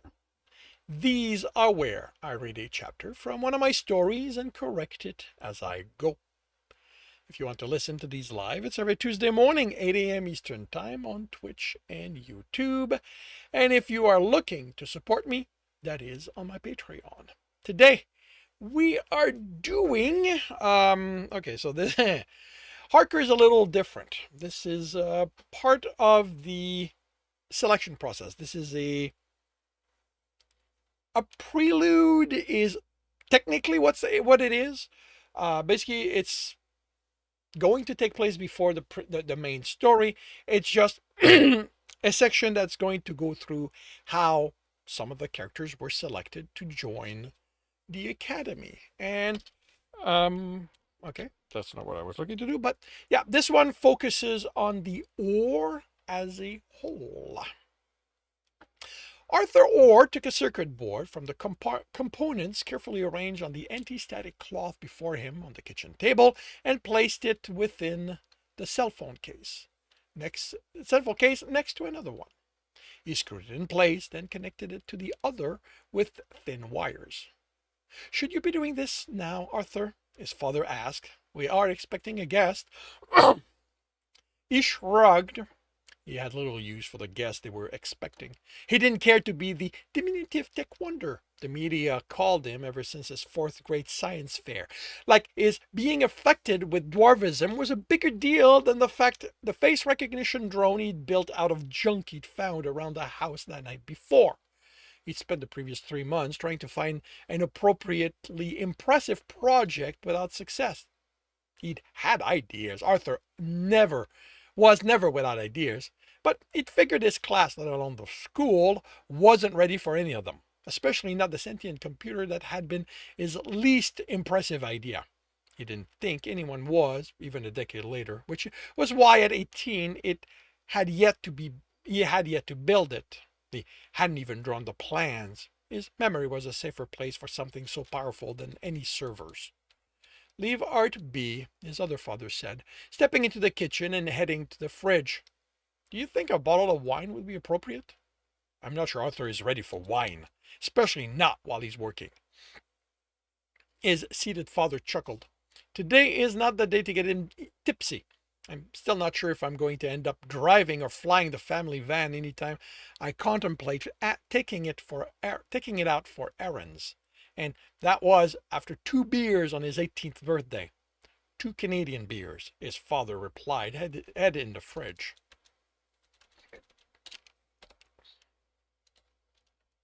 Arthur had no tolerance for alcohol and no interest in building one.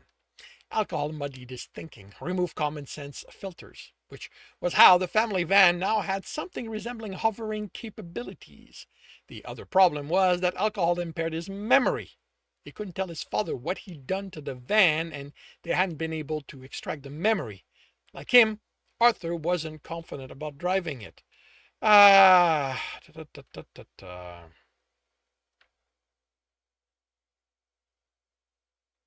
This is going to have to be reworked because there is one thing that Art could do. He could tear the van down and look at the work he did. So, yeah, that's going to have to be adjusted. Or I'm going to have to come up with an explanation why he didn't do it. A gust of wind left behind a dirty glass plate and utensils. Adamore! His father yelled, his voice echoing from still being in the fridge. What have I told you about running in the house? It was a waste of time. Adam could already be on the other side of the city. And get dressed, he continued. We're expecting a guest. That part had more to do with knowing Adam only dressed for emergencies than him pausing long enough for his nudity to be noticed. His brother had an odd sense of what constituted emergencies. He hadn't earned the nickname of Streaker because of how fast he moved. Donnie stopped fussing. His seated father, which made him Daniel, said now that a name had been applied to one of the twins, Arthur would be able to keep track of them, especially because, in something of a first for them, the brothers were not dressed identically. Daniel wore a white silk shirt under a gray suit, while Donald had a light pink one and a light green suit. I just want to make a good impression, Donald answered, Ed still in the fridge. Arthur connected the screen to the board in the cell phone case, screwed it in place, and added the casing. He took batteries from a box and put them in. They, as well as the case, were his own design.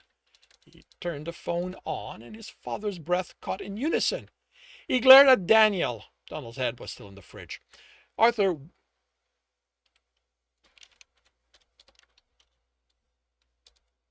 No, it was still in the fridge. Arthur wished they'd stop doing that.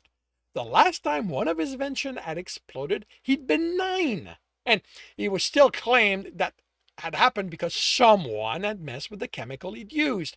Albert claimed innocence, and until Arthur got his time window working, he couldn't prove he was lying. It came on, and his fathers released their breath. He connected it to another box via hardline. It wouldn't manage wireless until all the drivers were installed, and that could only happen after the operating system was running. All that was also his own creation. While that ran, he returned the unused components to their position in the foam within the open suitcase on the chair next to his. He noted the empty spots and used his phone to have the printers in his room start on those needed to replenish them. The suitcase was old, impractical, and lacked any kind of shielding. He knew he should replace it, make something that would fit his exacting standard, but he kept finding reason not to replace his grandfather's gift. The phone dinged as he closed the case, and once he placed it on the floor, he looked at the screen. It finished connecting to the house network, not his design because of city bylaws. The ignorant idiots just wouldn't let the fact that his first operating network manager had spread over the city go. Not that it had been anything like the catastrophe they called it. He had stopped it at their demand, and if they had let it take over everything, San Francisco would have the best internet infrastructure in the country. By the time he dismantled it and returned things to the antiquity they were, things were already between 16% had already been 16% more efficient, with network traffic 23% faster. And he was confident he would have been able to incorporate a nanobot system in it to see to the needed repairs. He wished the city's new science council would stop stifling his creativity.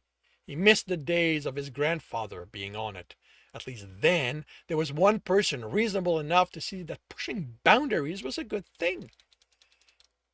He set the finished phone aside and placed a long case before him. This one belonged to Alex, who had asked him to look over his new acquisition. Arthur didn't see why, when his brother could take the oldest Remington rifle and have it fire true, but all it cost him was time, and he didn't have any pressing projects at the moment. No, Daniel said, his tone stern. Absolutely not, Arthur.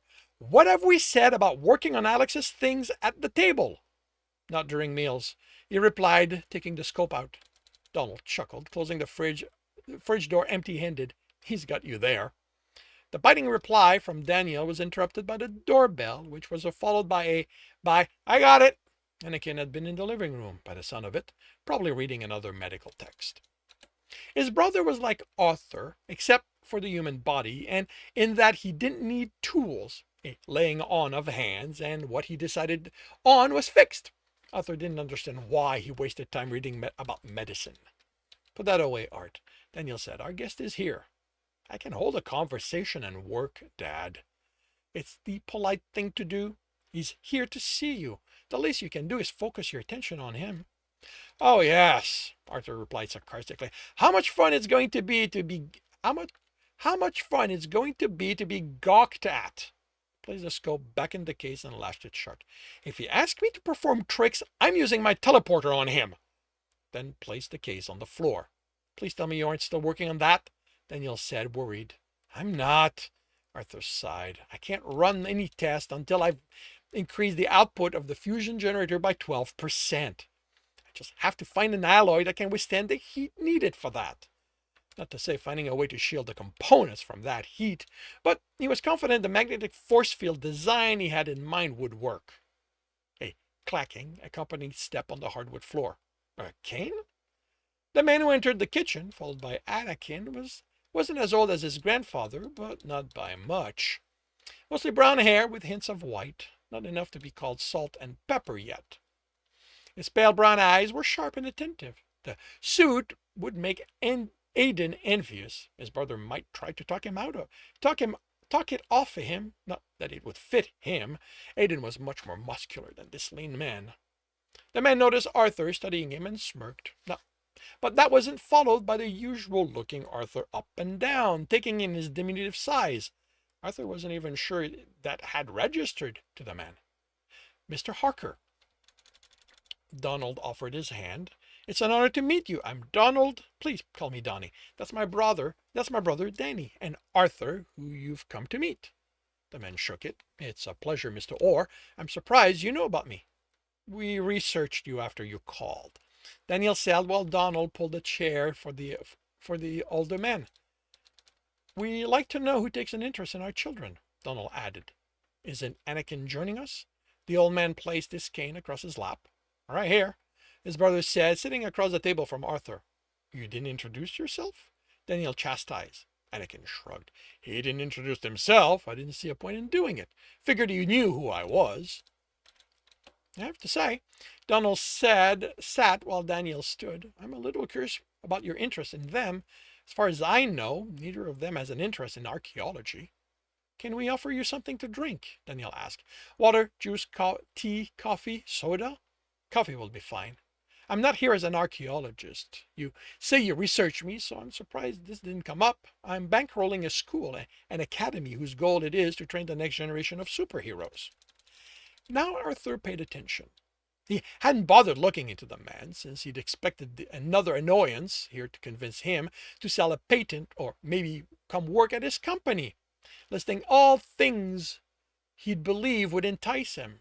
It was what every visit before had amounted to. His fathers hadn't talked about their research since they knew Arthur's established lack of interest, and if the interest in Anakin had been mentioned, he'd missed it. And he looked even more bored. He had no interest in that kind of stuff. I'm still not sure what this has to do with them. Daniel fixed his gaze on Arthur as he returned to the table with a steaming cup. His fathers were always telling him not to test his inventions in the field. Or else was he going to test them? But he always made sure not to leave evidence behind. I've had researchers poring over every student set to enter college who have shown even an inkling of power. Both of them come up as top contender. At the raised eyebrow from his father, both now sitting next to each other, the man continued. How many investors have noticed Arthur's inventions? His father's face darkened. There was only so much an unlisted number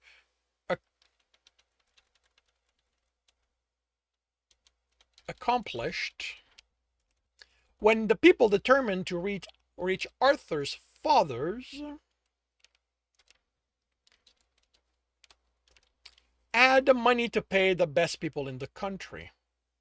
Even his programs couldn't stop all of them.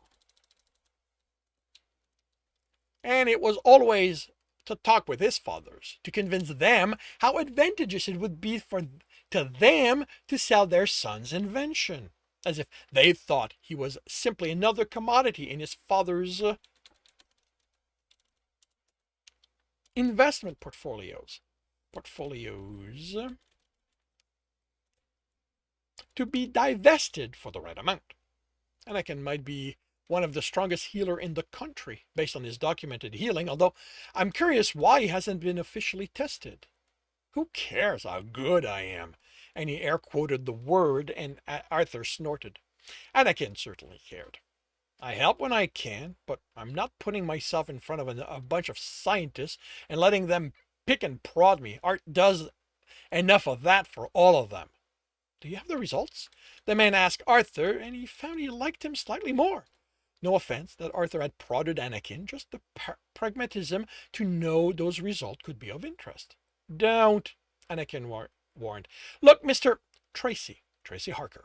Look, Tracy, I'm going to be a doctor, failing that a mortician or a coroner. What I have is no interest in being a superhero. And why only the two of them?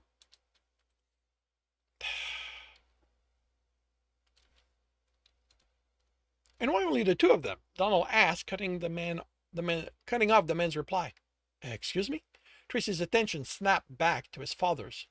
If you had people look into our sons, Daniel said, shouldn't you know they all have powers? Donald continued.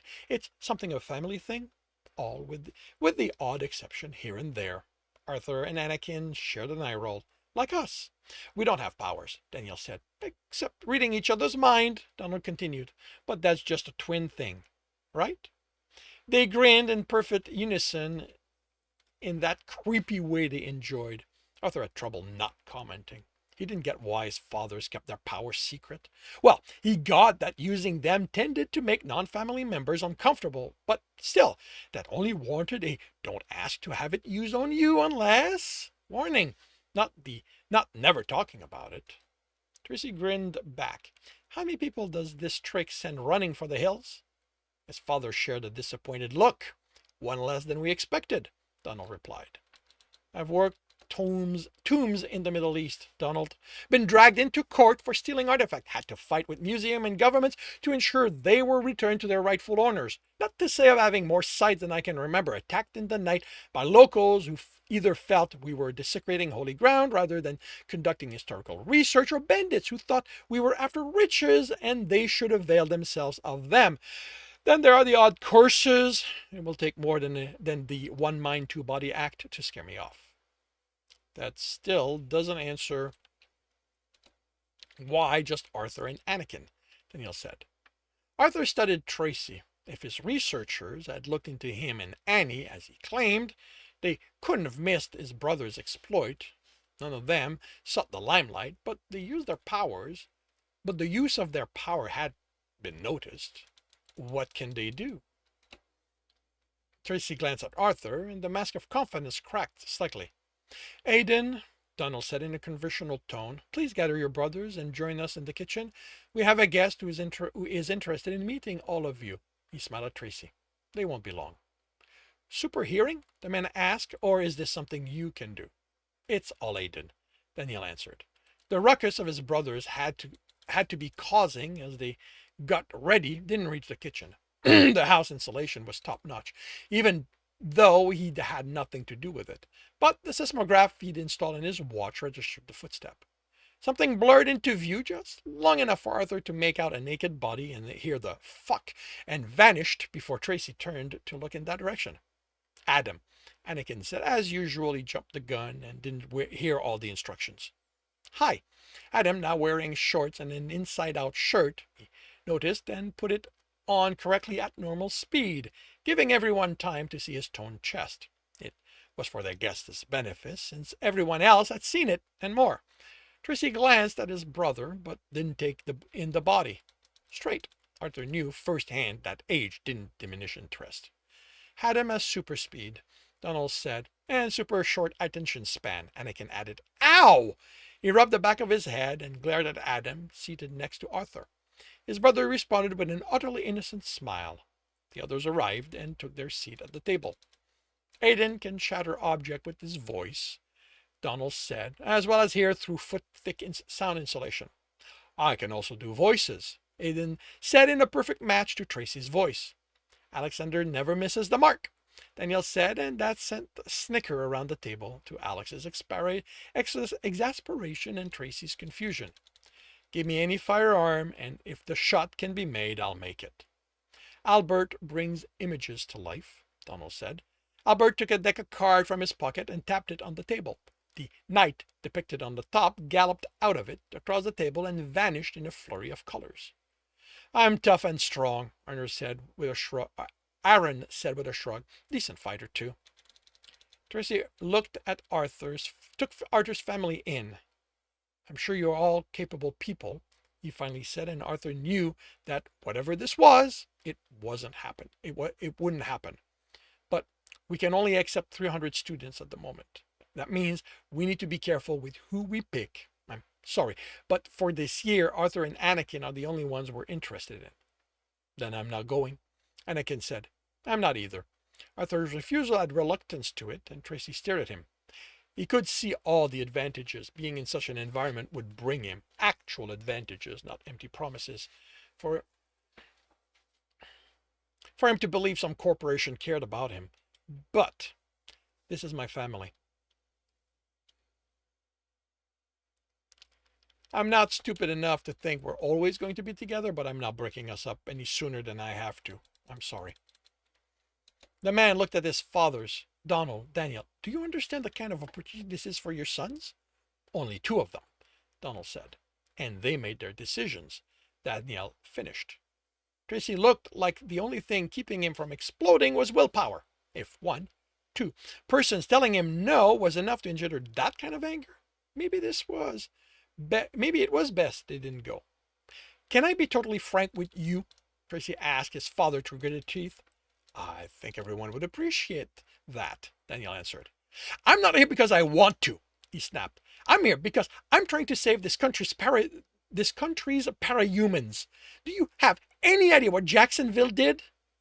We've listened to the news, Donald answered in a clipped tone. And yes, even all the way to the West Coast, we heard about that disaster.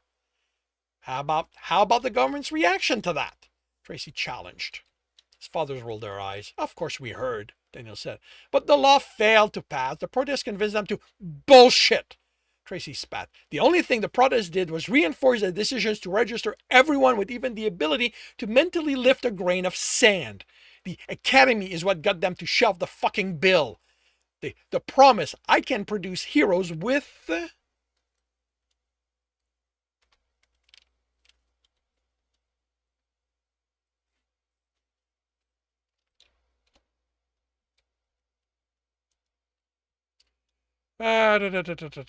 with a fucking code of conduct instead of egos. But if it doesn't happen exactly the way we promised them it would, that bill will become law. And you can bet your asses they won't hesitate to attempt to shackle every parahuman in the country.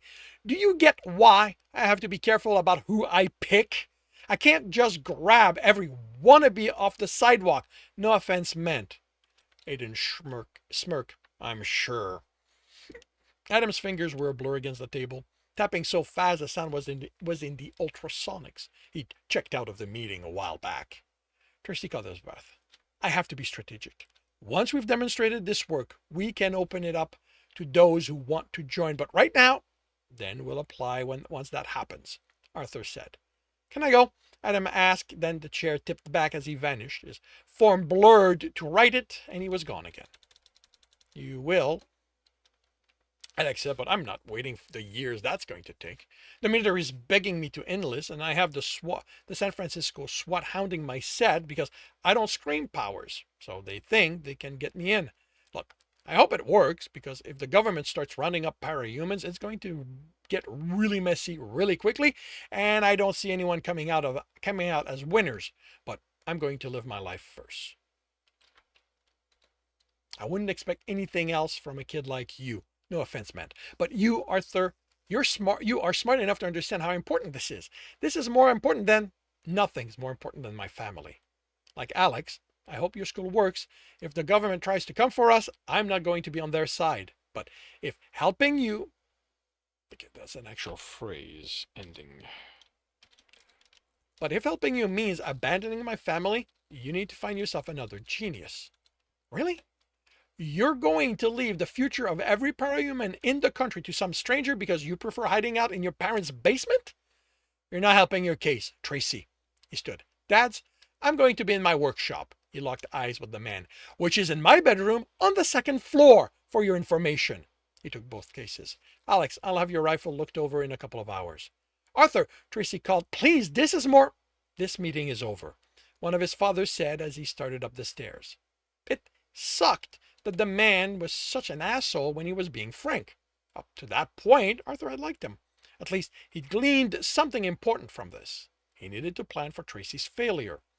If the government was set on their registration law as set on their registration law as Tracy had implied, they weren't going to let him succeed. He needed to contact some of the magnates who were after him and sell them the rights to his less worthy patent. Preparing things so his family was safe in the coming disaster was going to be expensive. And this concludes the ore selection process. If you're enjoying this, please leave a like. If you want to read this story, it should be up on my website. Or my Patreon.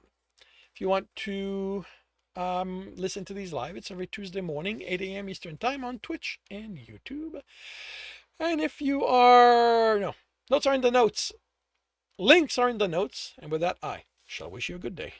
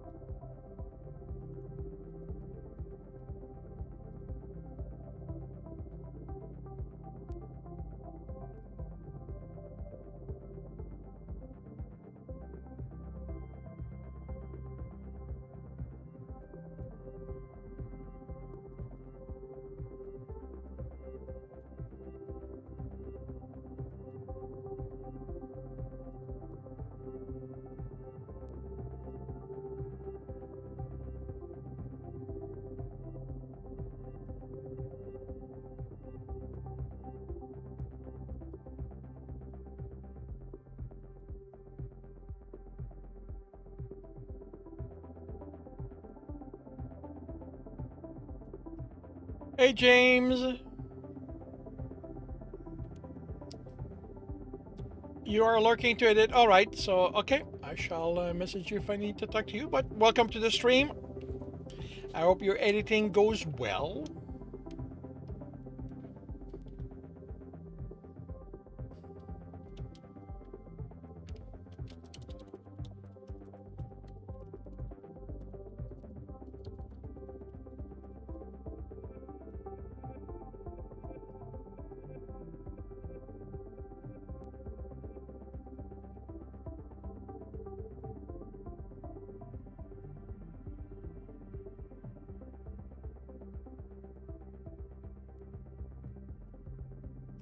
Consider yourself hugged back.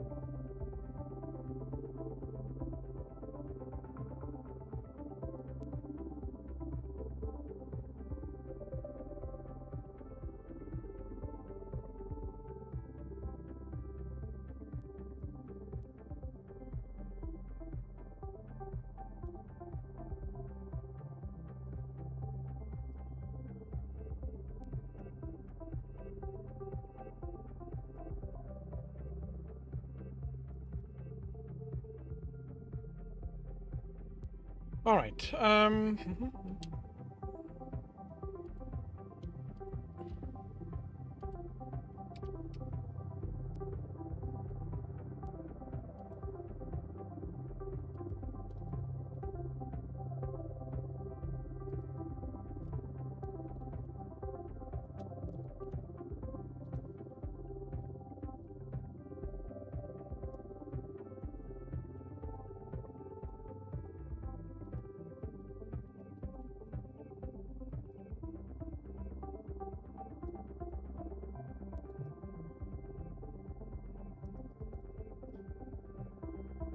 Yeah, I think no matter what I do, this story needs to be the first one of the selection process because it kind of establishes thing.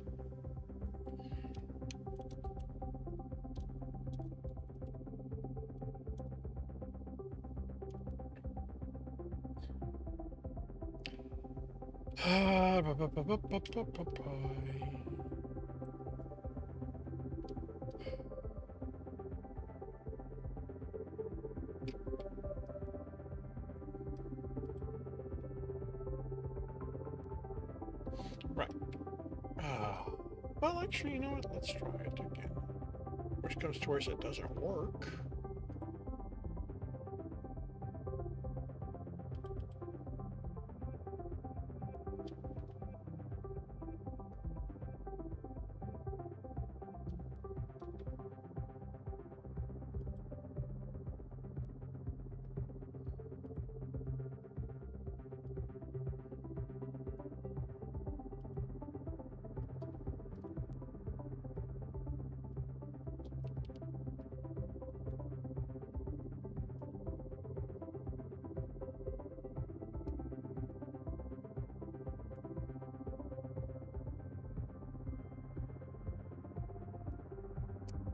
Oh, right. I did not do Civic because I was waiting for.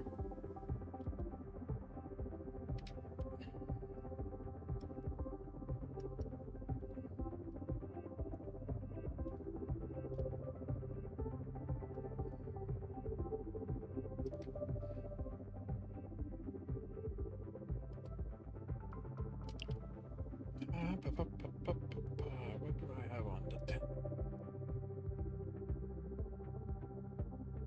So it's definitely not the 10th, not the 17th.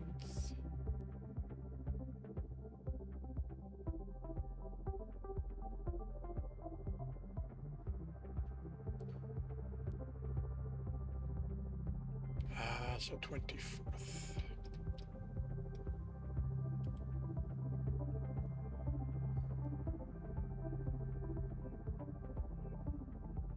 You know what? Let's make it 31st.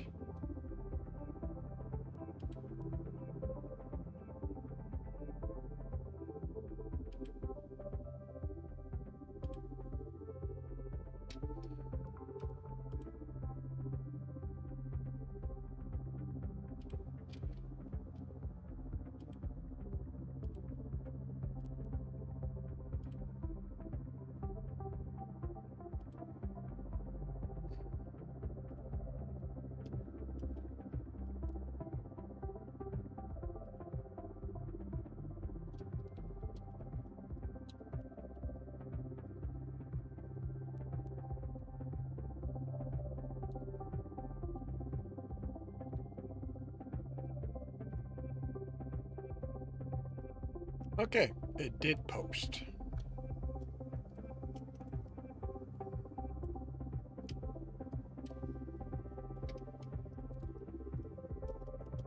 And I forgot to do that, of course.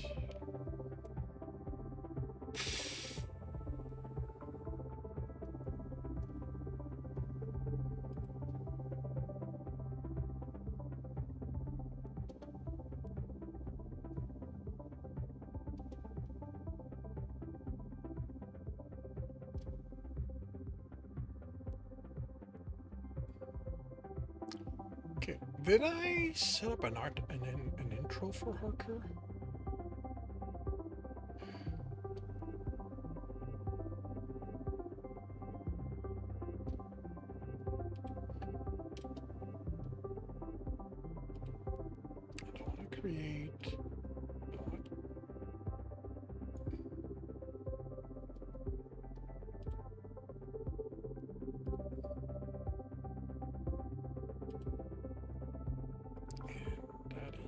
where you're supposed to be.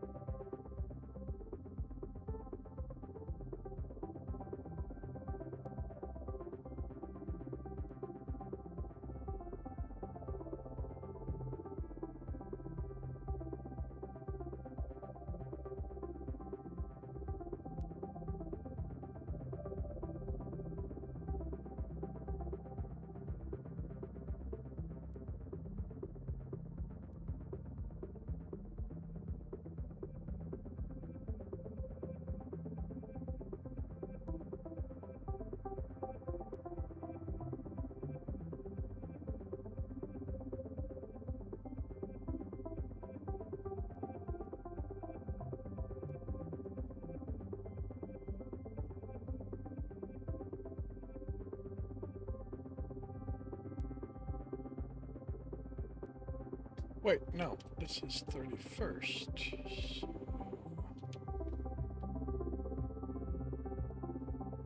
yeah, so that makes it the 7th.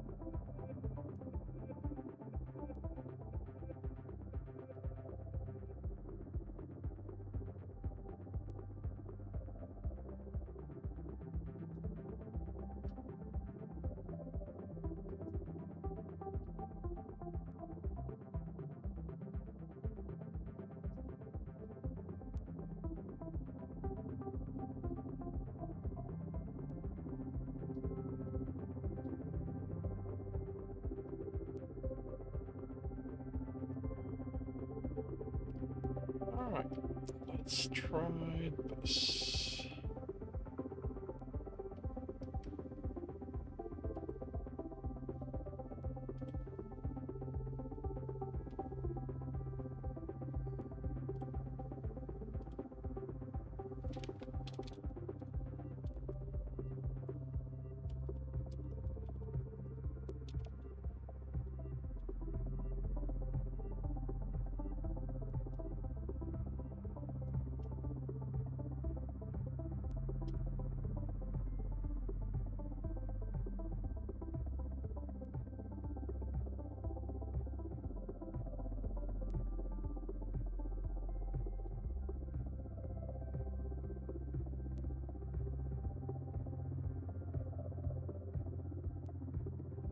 worked.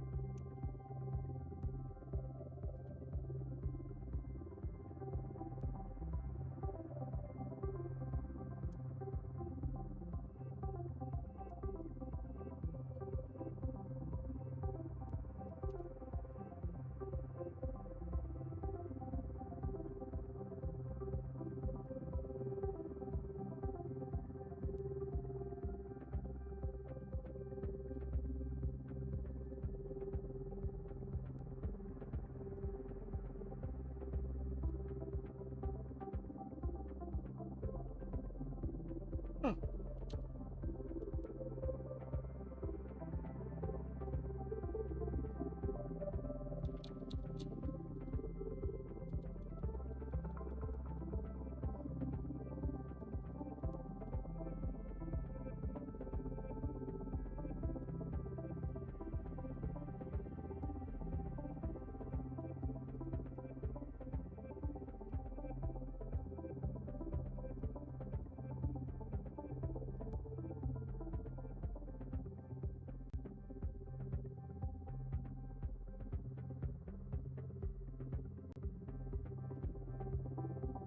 So that's done.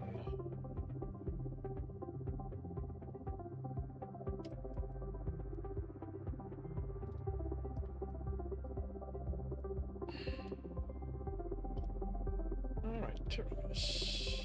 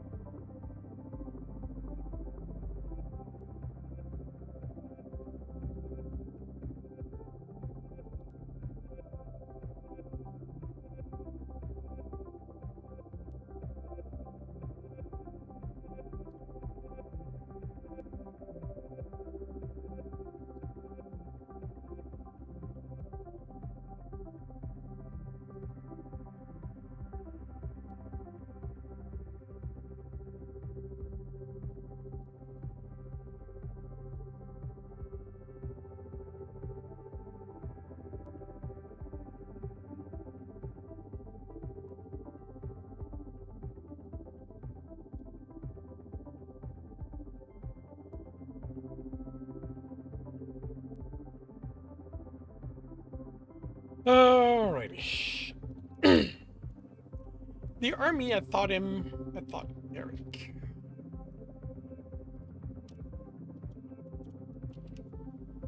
One skill. He enjoyed now that he'd left, the ability to sleep under almost any conditions. He'd slept through an artillery drill while explosives were being detonated in the room next to his. He'd even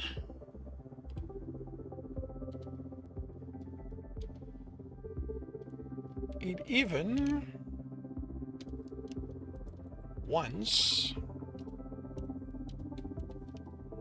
managed to stay asleep in a trench as gunfire erupted around him. So, it wasn't the clicking sound that woke him. He was no longer tired. And so that's going to go here. That's going to go here.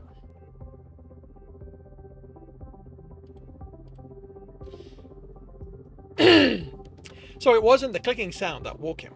He was no longer tired, and that happened to be going on. Had been for a while, probably.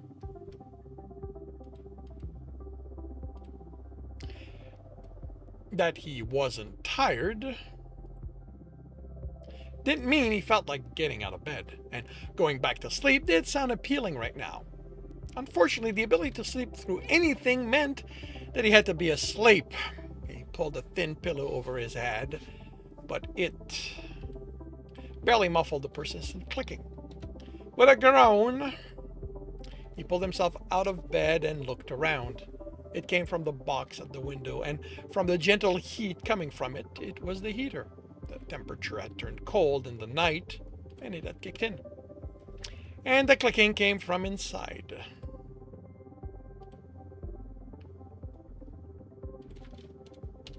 From inside. The front cover came off easily to reveal the fan, tubes, and wiring. He yawned, and the blueprint frowned before he'd realized it.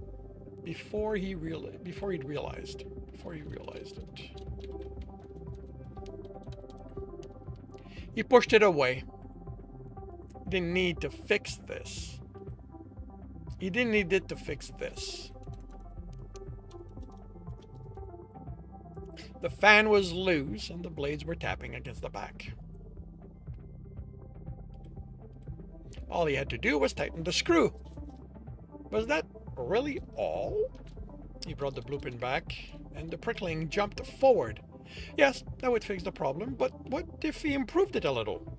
He wouldn't have to do much, he thought, and the diagram changed to show what he'd need to do to the condenser to increase the output. It was such a simple change. With a curse, Eric pushed the thought away. He wasn't improving anything, he told himself, as the prickling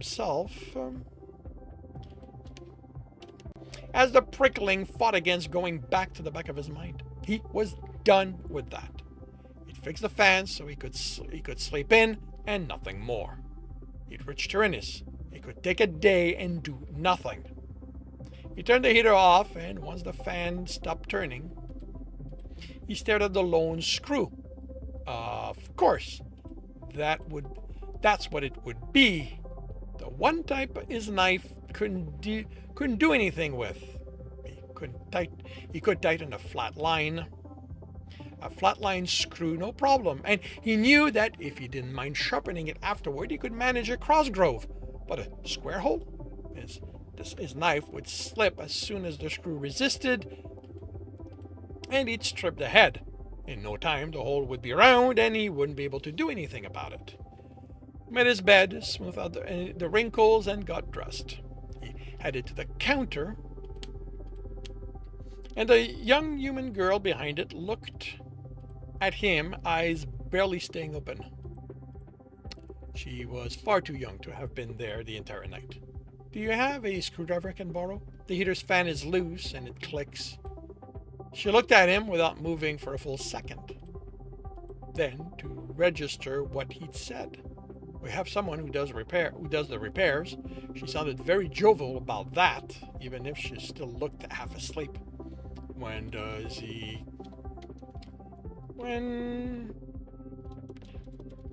do they come in?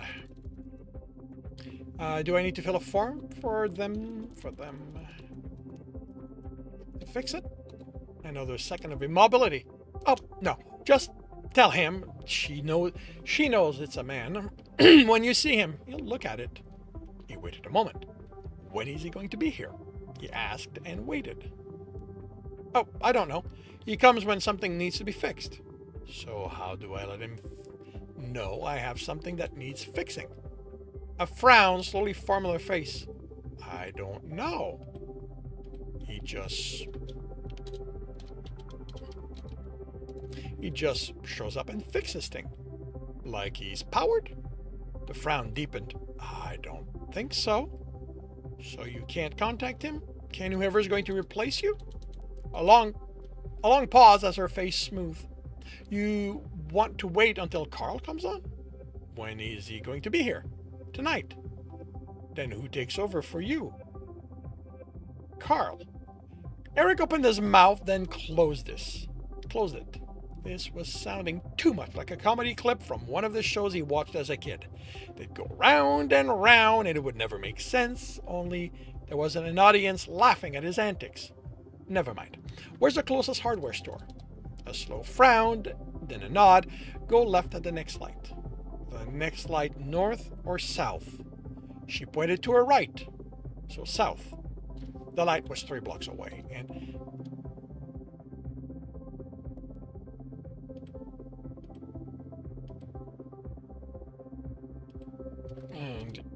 he made the left on Sanders' way and immediately looked down.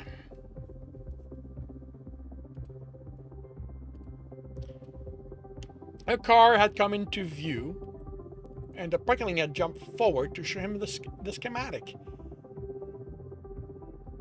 He tried pushing it away, but it was done listening to him, even closing his eyes.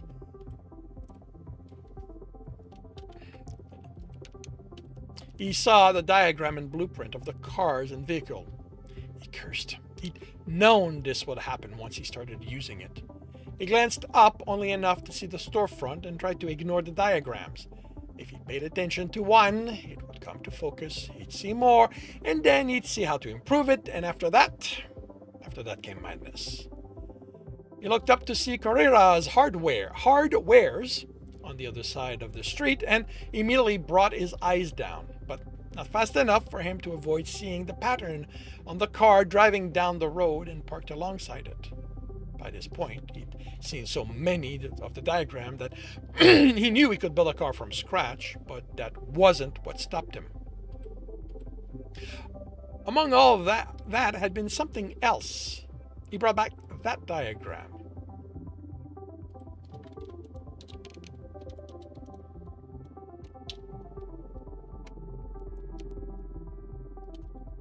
He ignored the car. It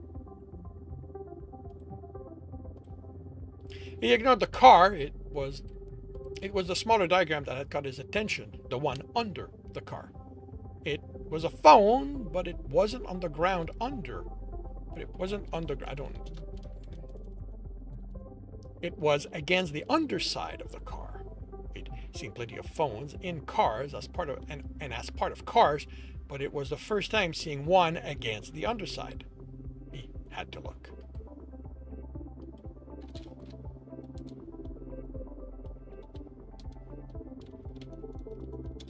His memory of the diagram was imperfect. He hadn't wanted to pay attention. He located the car, and even before he opened his eyes, the diagram came into focus. Now that he wasn't fighting it, the other blueprints went away.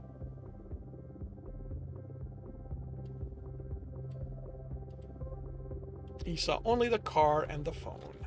He removed the car. All he was interested in was the phone and figuring out what it was doing there. It wasn't inside the car. Something dropped.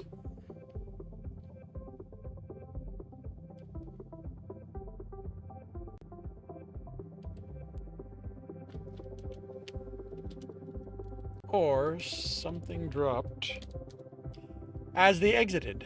It was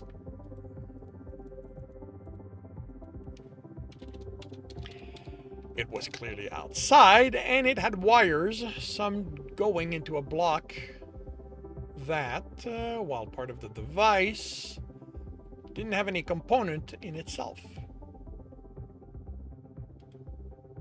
So he couldn't tell what it was. Others went to the front of the car, and bringing that up, bringing up that part of the design, saw they were connected to the ignition. What was this? Now he had to look. Not just the design, but he had to see what was there. It's curious that it was something that, while making and repairing things he couldn't always control. His dad had told him more than once the kind of trouble curiosity could cause, but Eric hadn't been one to listen to his dad, even when he might have been right. He waited for a lolling pedestrian to appear and then slipped into the car. It was a tight fit, but Eric was built lean. He pulled himself close, and his nose was nearly pressed against the brake taped to the underside of the car, along with the phone. He could see the wires connecting the two, and while there was nothing written on the brake to indicate what it might be, that wet, muddy, and acrid smell was one he was too familiar with. When Eric joined the army, he had been careful not to let on that he was a builder.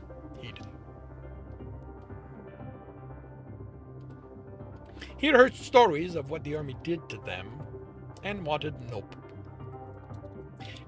part of that. And he was careful with how he repaired things, never going further than a normal human could. But after having to disarm a bomb on the fly or die in the explosion, he'd attracted the attention of the explosive squad. And after testing his ability to identify the components, they taught him the basics of bomb disarming, and he'd become friends with Jared. He'd been a builder, but his ability had been so weak the Builder Corp hadn't wanted him. And on top of that, his affinity was chemistry, not something they wanted, or so they thought. At least until Jared had mixed things together and come up with a hard substance that smelled wet and muddy. He'd figured it would make a good fire starter, a small sliver of it and a small battery to cause a spark, and it could make a log catch fire. When the Corp got wind of that, they snatched him. Eric hadn't seen him until the corpse had gotten to him too. And by then, they'd managed to drive Jared insane. Not builder insane. His ability was too weak for that. Just plain insane. They'd taken his useful invention and forced him to weaponize it. Jared had called his initial creation Exoclay, and when his atrocity had been made, the name had remained. Eric had his nose pressed against a bomb. He carefully wriggled away from it. He didn't want to bump the phone. A spark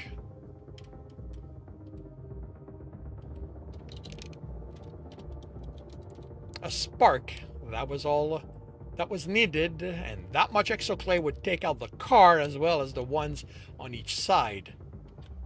You could see how small of an alteration to the phone would be needed to have someone called to trigger the spark. No, he could see that the alteration had been made. He was careful not to attract attention when he got out from under. If the person who had put it there was watching, they might trigger it, so Eric couldn't do anything. The wires going to the ignition, that was how they were hoping the bomb would be triggered. It would ensure the target was in the car when it exploded. No one noticed him between the two cars, and when there was another lull, he stood. It was one of 7 cars parked at the curb, but there was nothing indicating who the owner was. Warned the intended target, and he couldn't leave it there. What did he need? He needed a tool. Screwdrivers, one of each type, wire cutters, what else? He looked the diagram over. That was all. With those, he'd be able to keep it from exploding, so long as the target didn't start the car while he was shopping for tools. He cursed under his breath. First rule, always have your tools. This was what happened when you didn't. At least he was lucky that the hardware store was just across the road. He ran across. He ran into the store. An older lynx behind the counter looked in his direction as Eric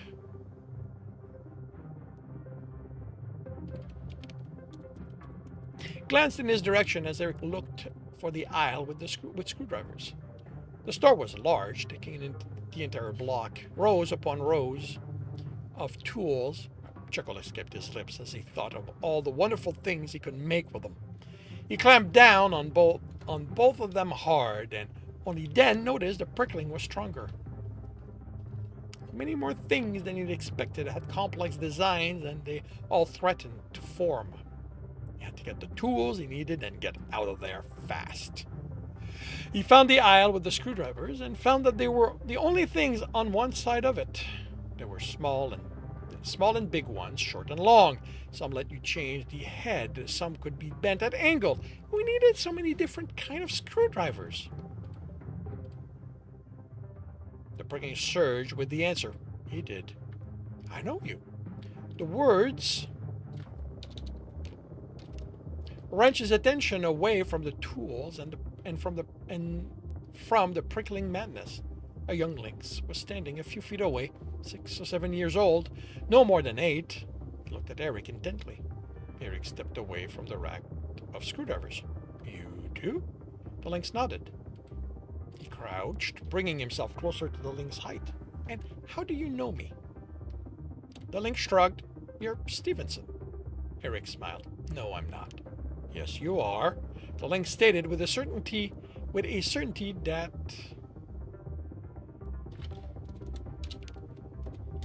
that belayed his age.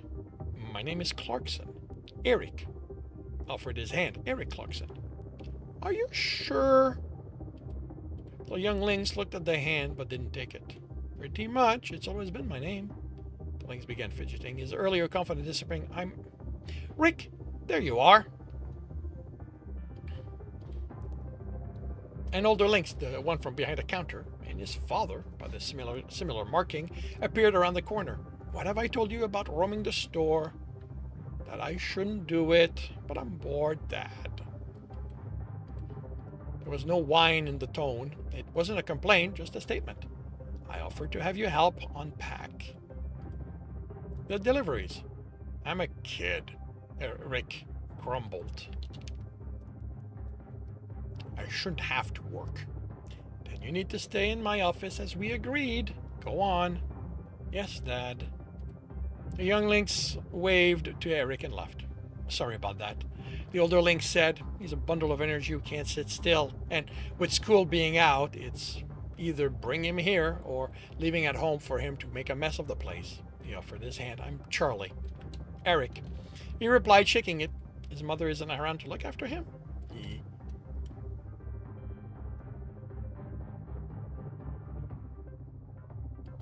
He took a set of small screwdrivers. She's working. She's in real estate, so she can't really take him with her. Rick doesn't mean to get in the way, but he's curious and a handful. So it falls on me to deal with him. Do you need anything else? Wire cutters. His wife worked. There had been plenty of women in the army, but as far as he knew, none of them were mothers.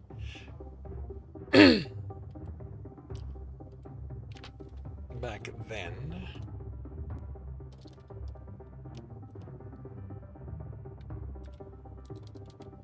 All the mothers he'd known stayed home to take care of the children. They're just over there.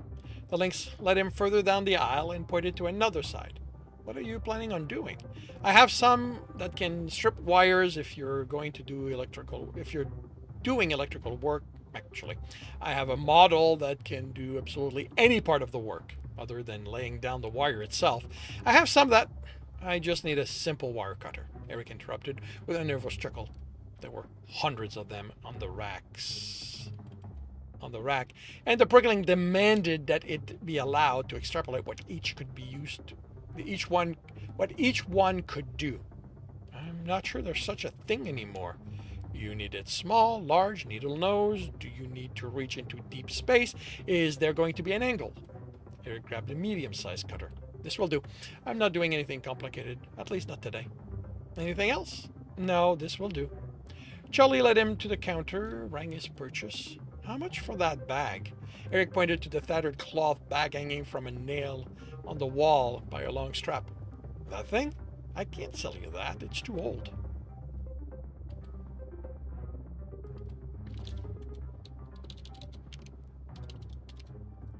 If you want to take a look, aisle 3 has good ones. Eric shook his head. I couldn't afford them. He took out most of the bills and looked at the cost of his purchase. He could cover that, but breakfast would be a cup of tea, if even that. Charlie looked at the empty wallet. I see. Then how about I give this one to you? Let's call it a complimentary gift. Thanks. Eric handed him the money and put his wallet away. You wouldn't happen to know anyone offering work? I do okay repairing stuff. Billings thought it over as he put the cutter and screwdrivers in the back. Well, I can't promise he'll let you work, but Milton's daughter left for school at the start of the month. She did a lot of the repair work at his shop. He wrote an address on the back of the receipt. She had a bit of a techer in her. He hasn't complained about being overworked, but you can check with him. He handed the bag to Eric. Thanks. Have yourself a good day. You too. Eric ran across the street. There hadn't been an explosion in his absence, so that was good. Then he waited for a gap in the pedestrian so he could slip back under the car. He let the diagram come as he unscrewed the cover to the phone. There were no safeguards or secondary relay. So all he needed to do was take the battery out. Then he cut the wires, pulled the tape off the phone, and put that in. Really? You're not bringing this as wrong?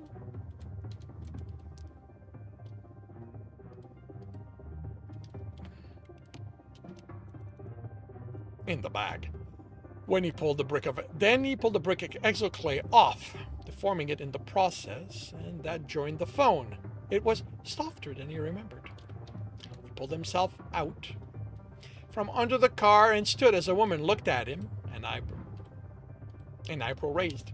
Drop something, Eric said, dusting himself off, and nodded as if, of course, that's what. And she nodded as if, of course, that's what had happened. What else could it have been? He made sure everything stayed in the bag and slung it over his shoulder before heading to the address Charlie had given him. Alrighty.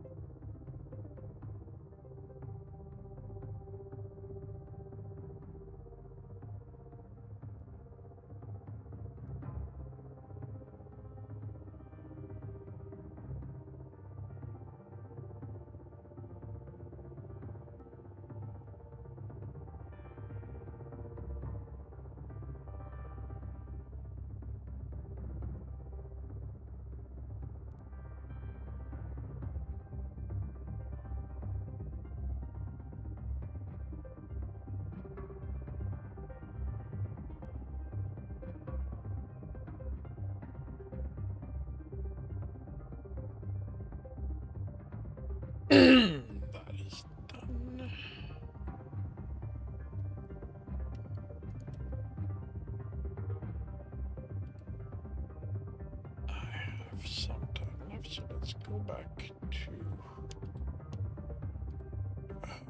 step.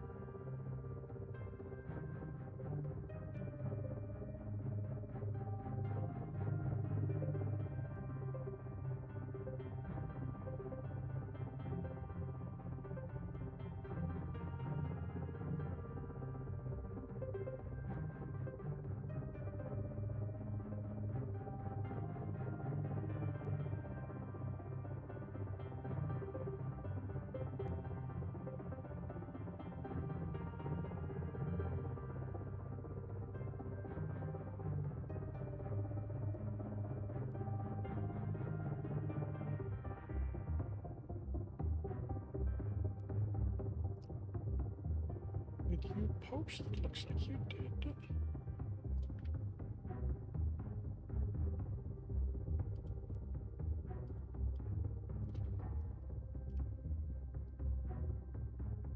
Ah, damn it.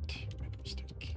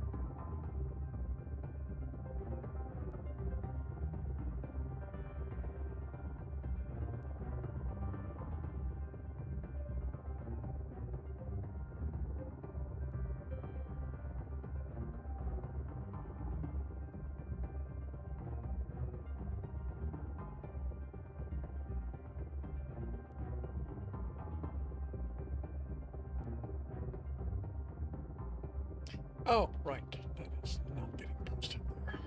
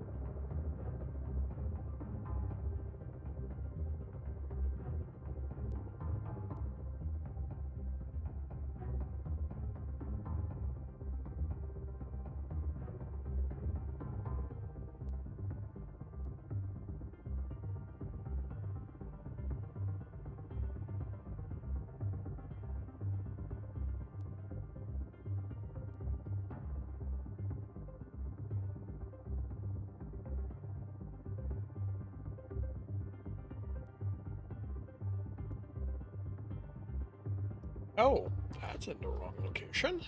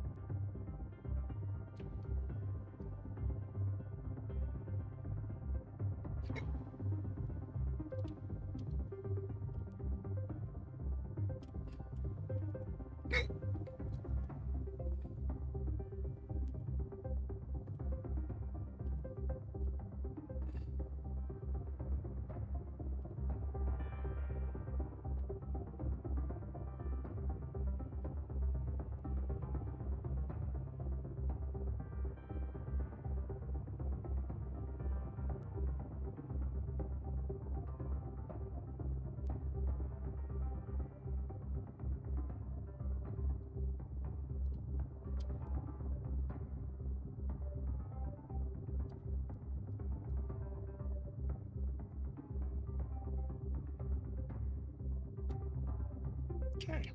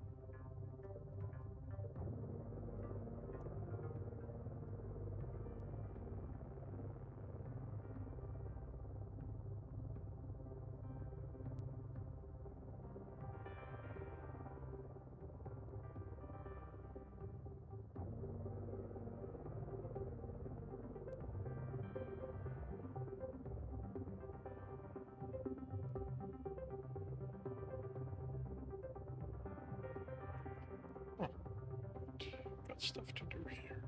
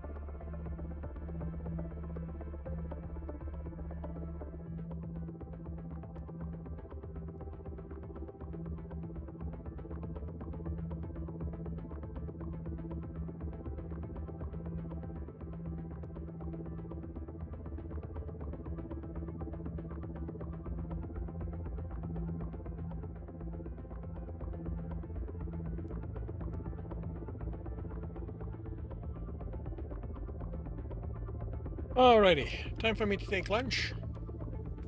I will be back in about an hour, so I hope to see you then.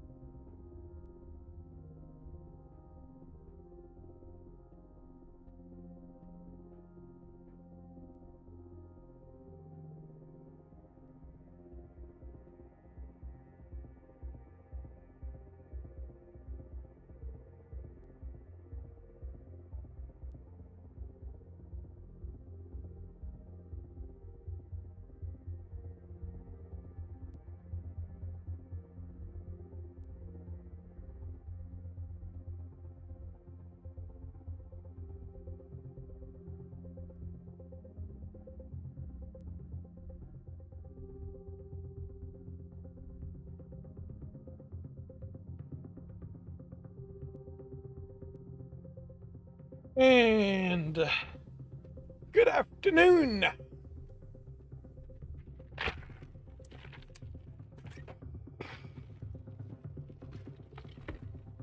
I am back, and this afternoon I will be working on chapter 11 of The Tourists. And I think I need to take a look at the next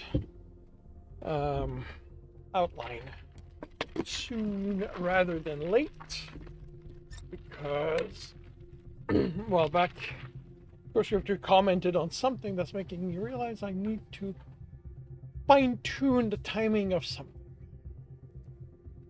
Alrighty, so this afternoon it is a Tristan chapter.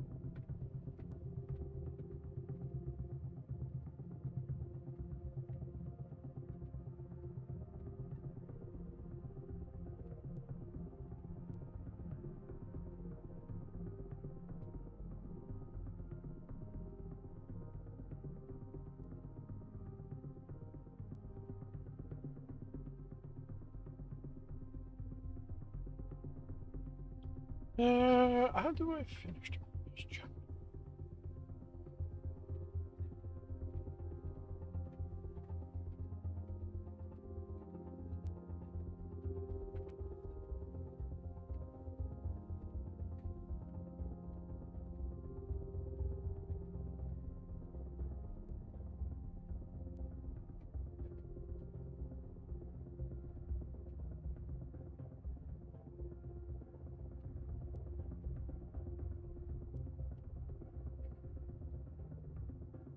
I'm gonna change the wording.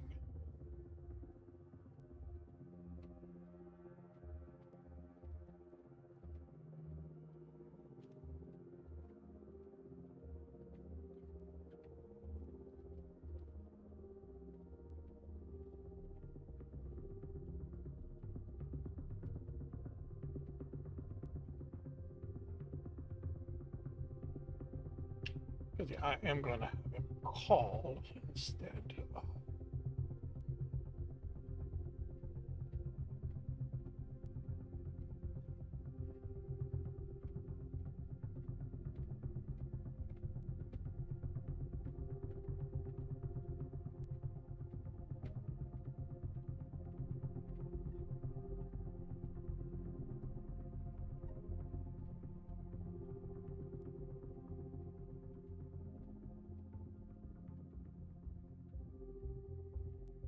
Da, da, da, da, da, da, da, da.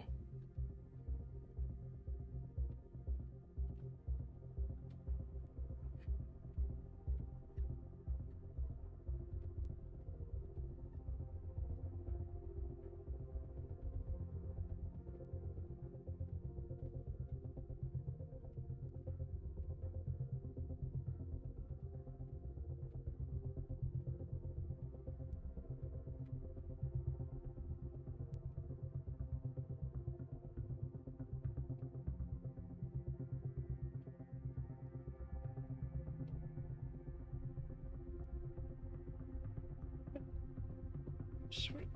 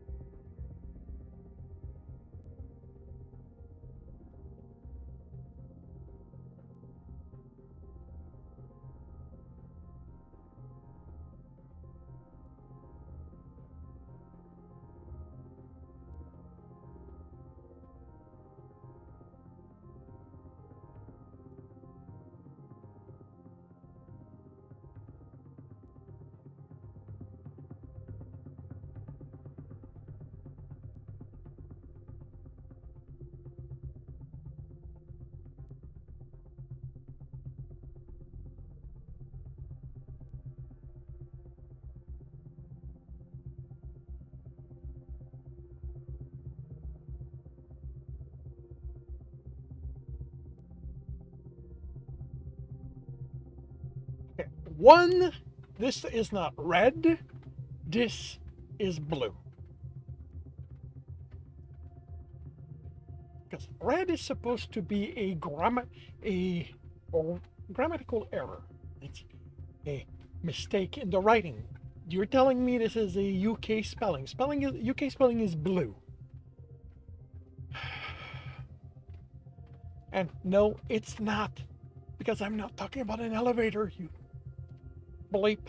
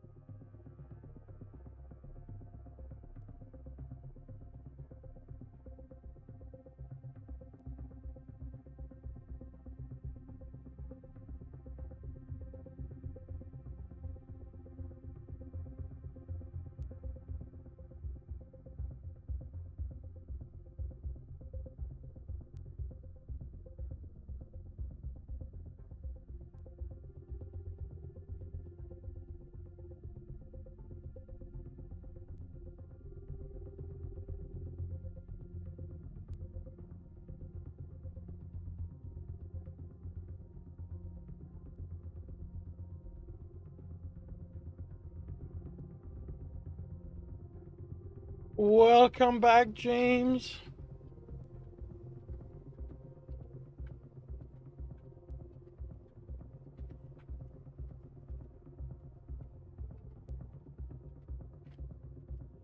Minus 11 in total. Congratulations on successful edits.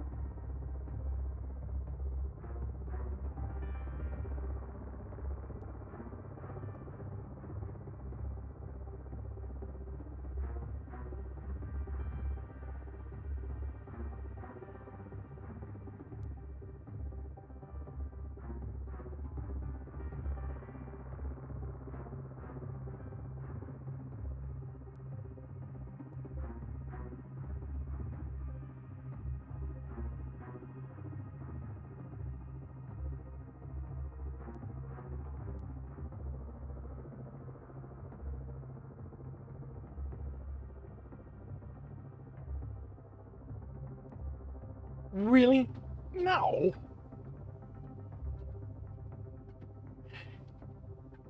Actually, you know what? I want to test something. If I tell you right now that we're in fiction.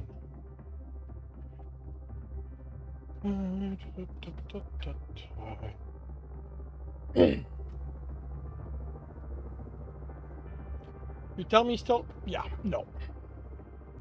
Yeah, you're definitely getting useless.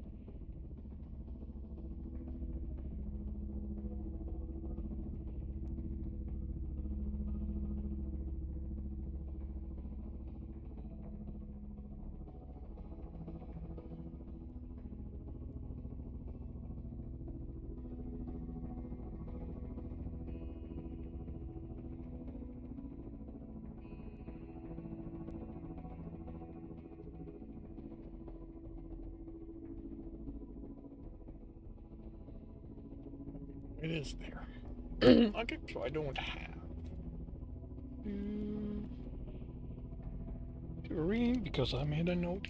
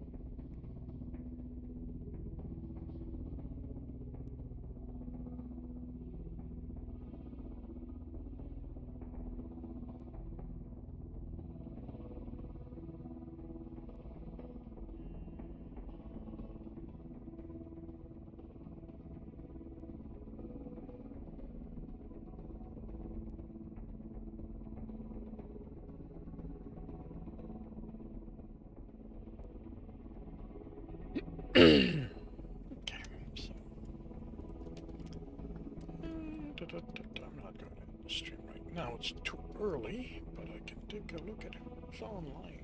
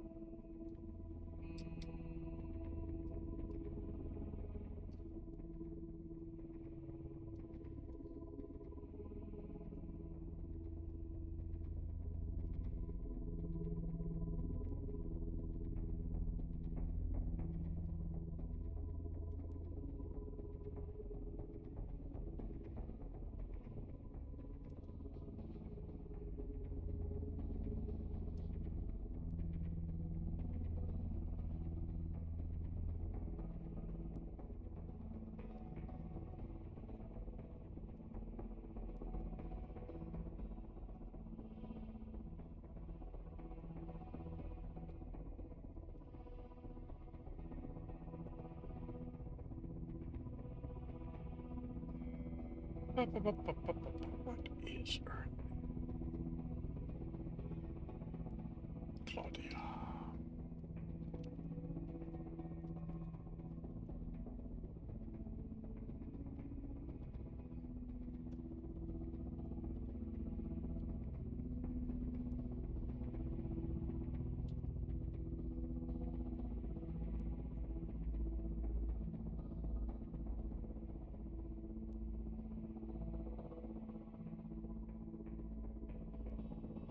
Oh, I see. That's your problem.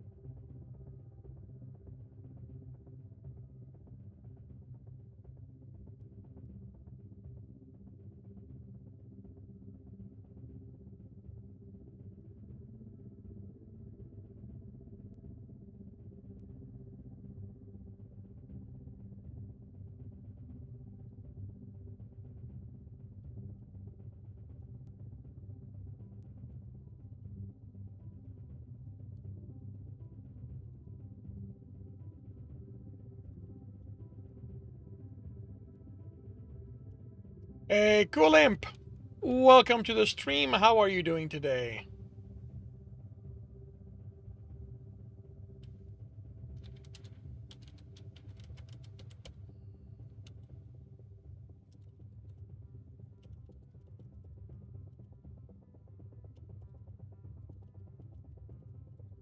Could be better, could be worse.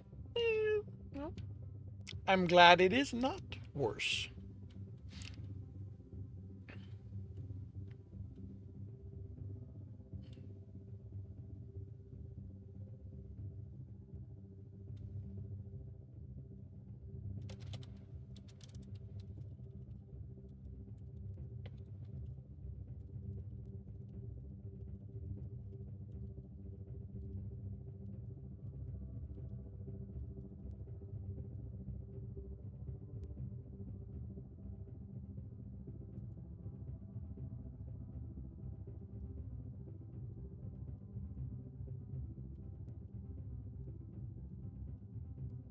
$69,000 words.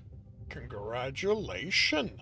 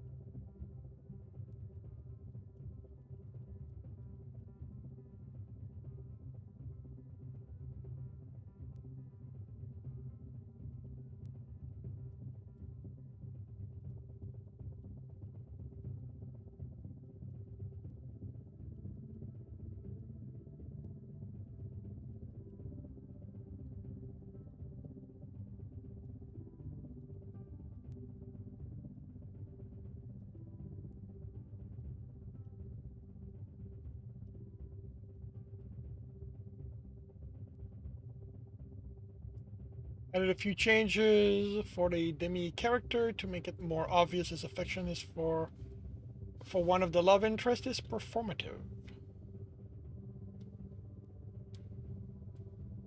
And you're talking romantic love. Alright.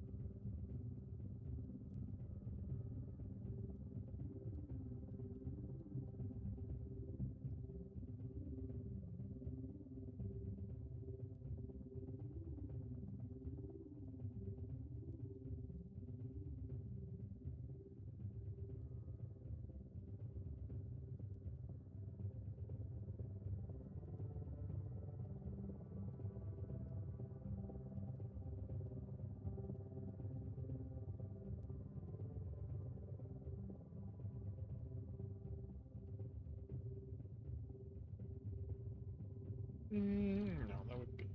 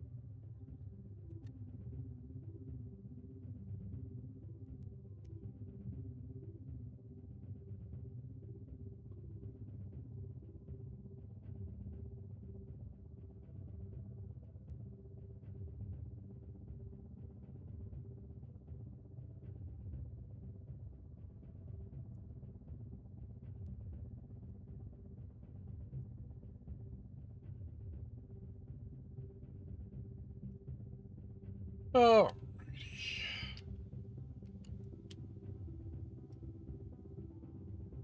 maybe not.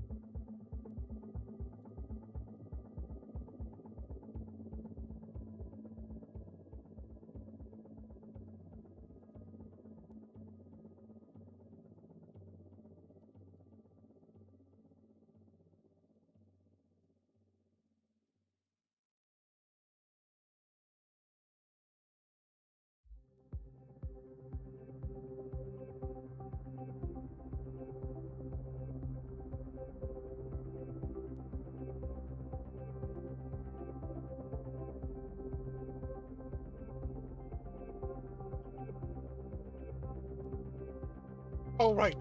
Right. You're included in Ghost.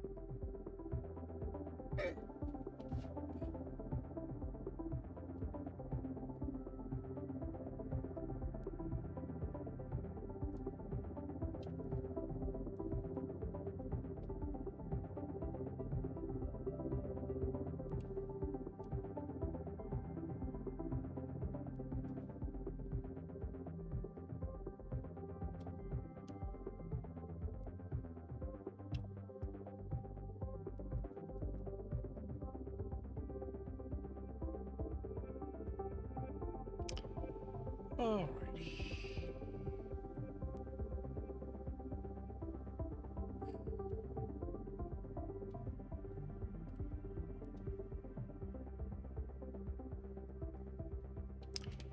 Alright.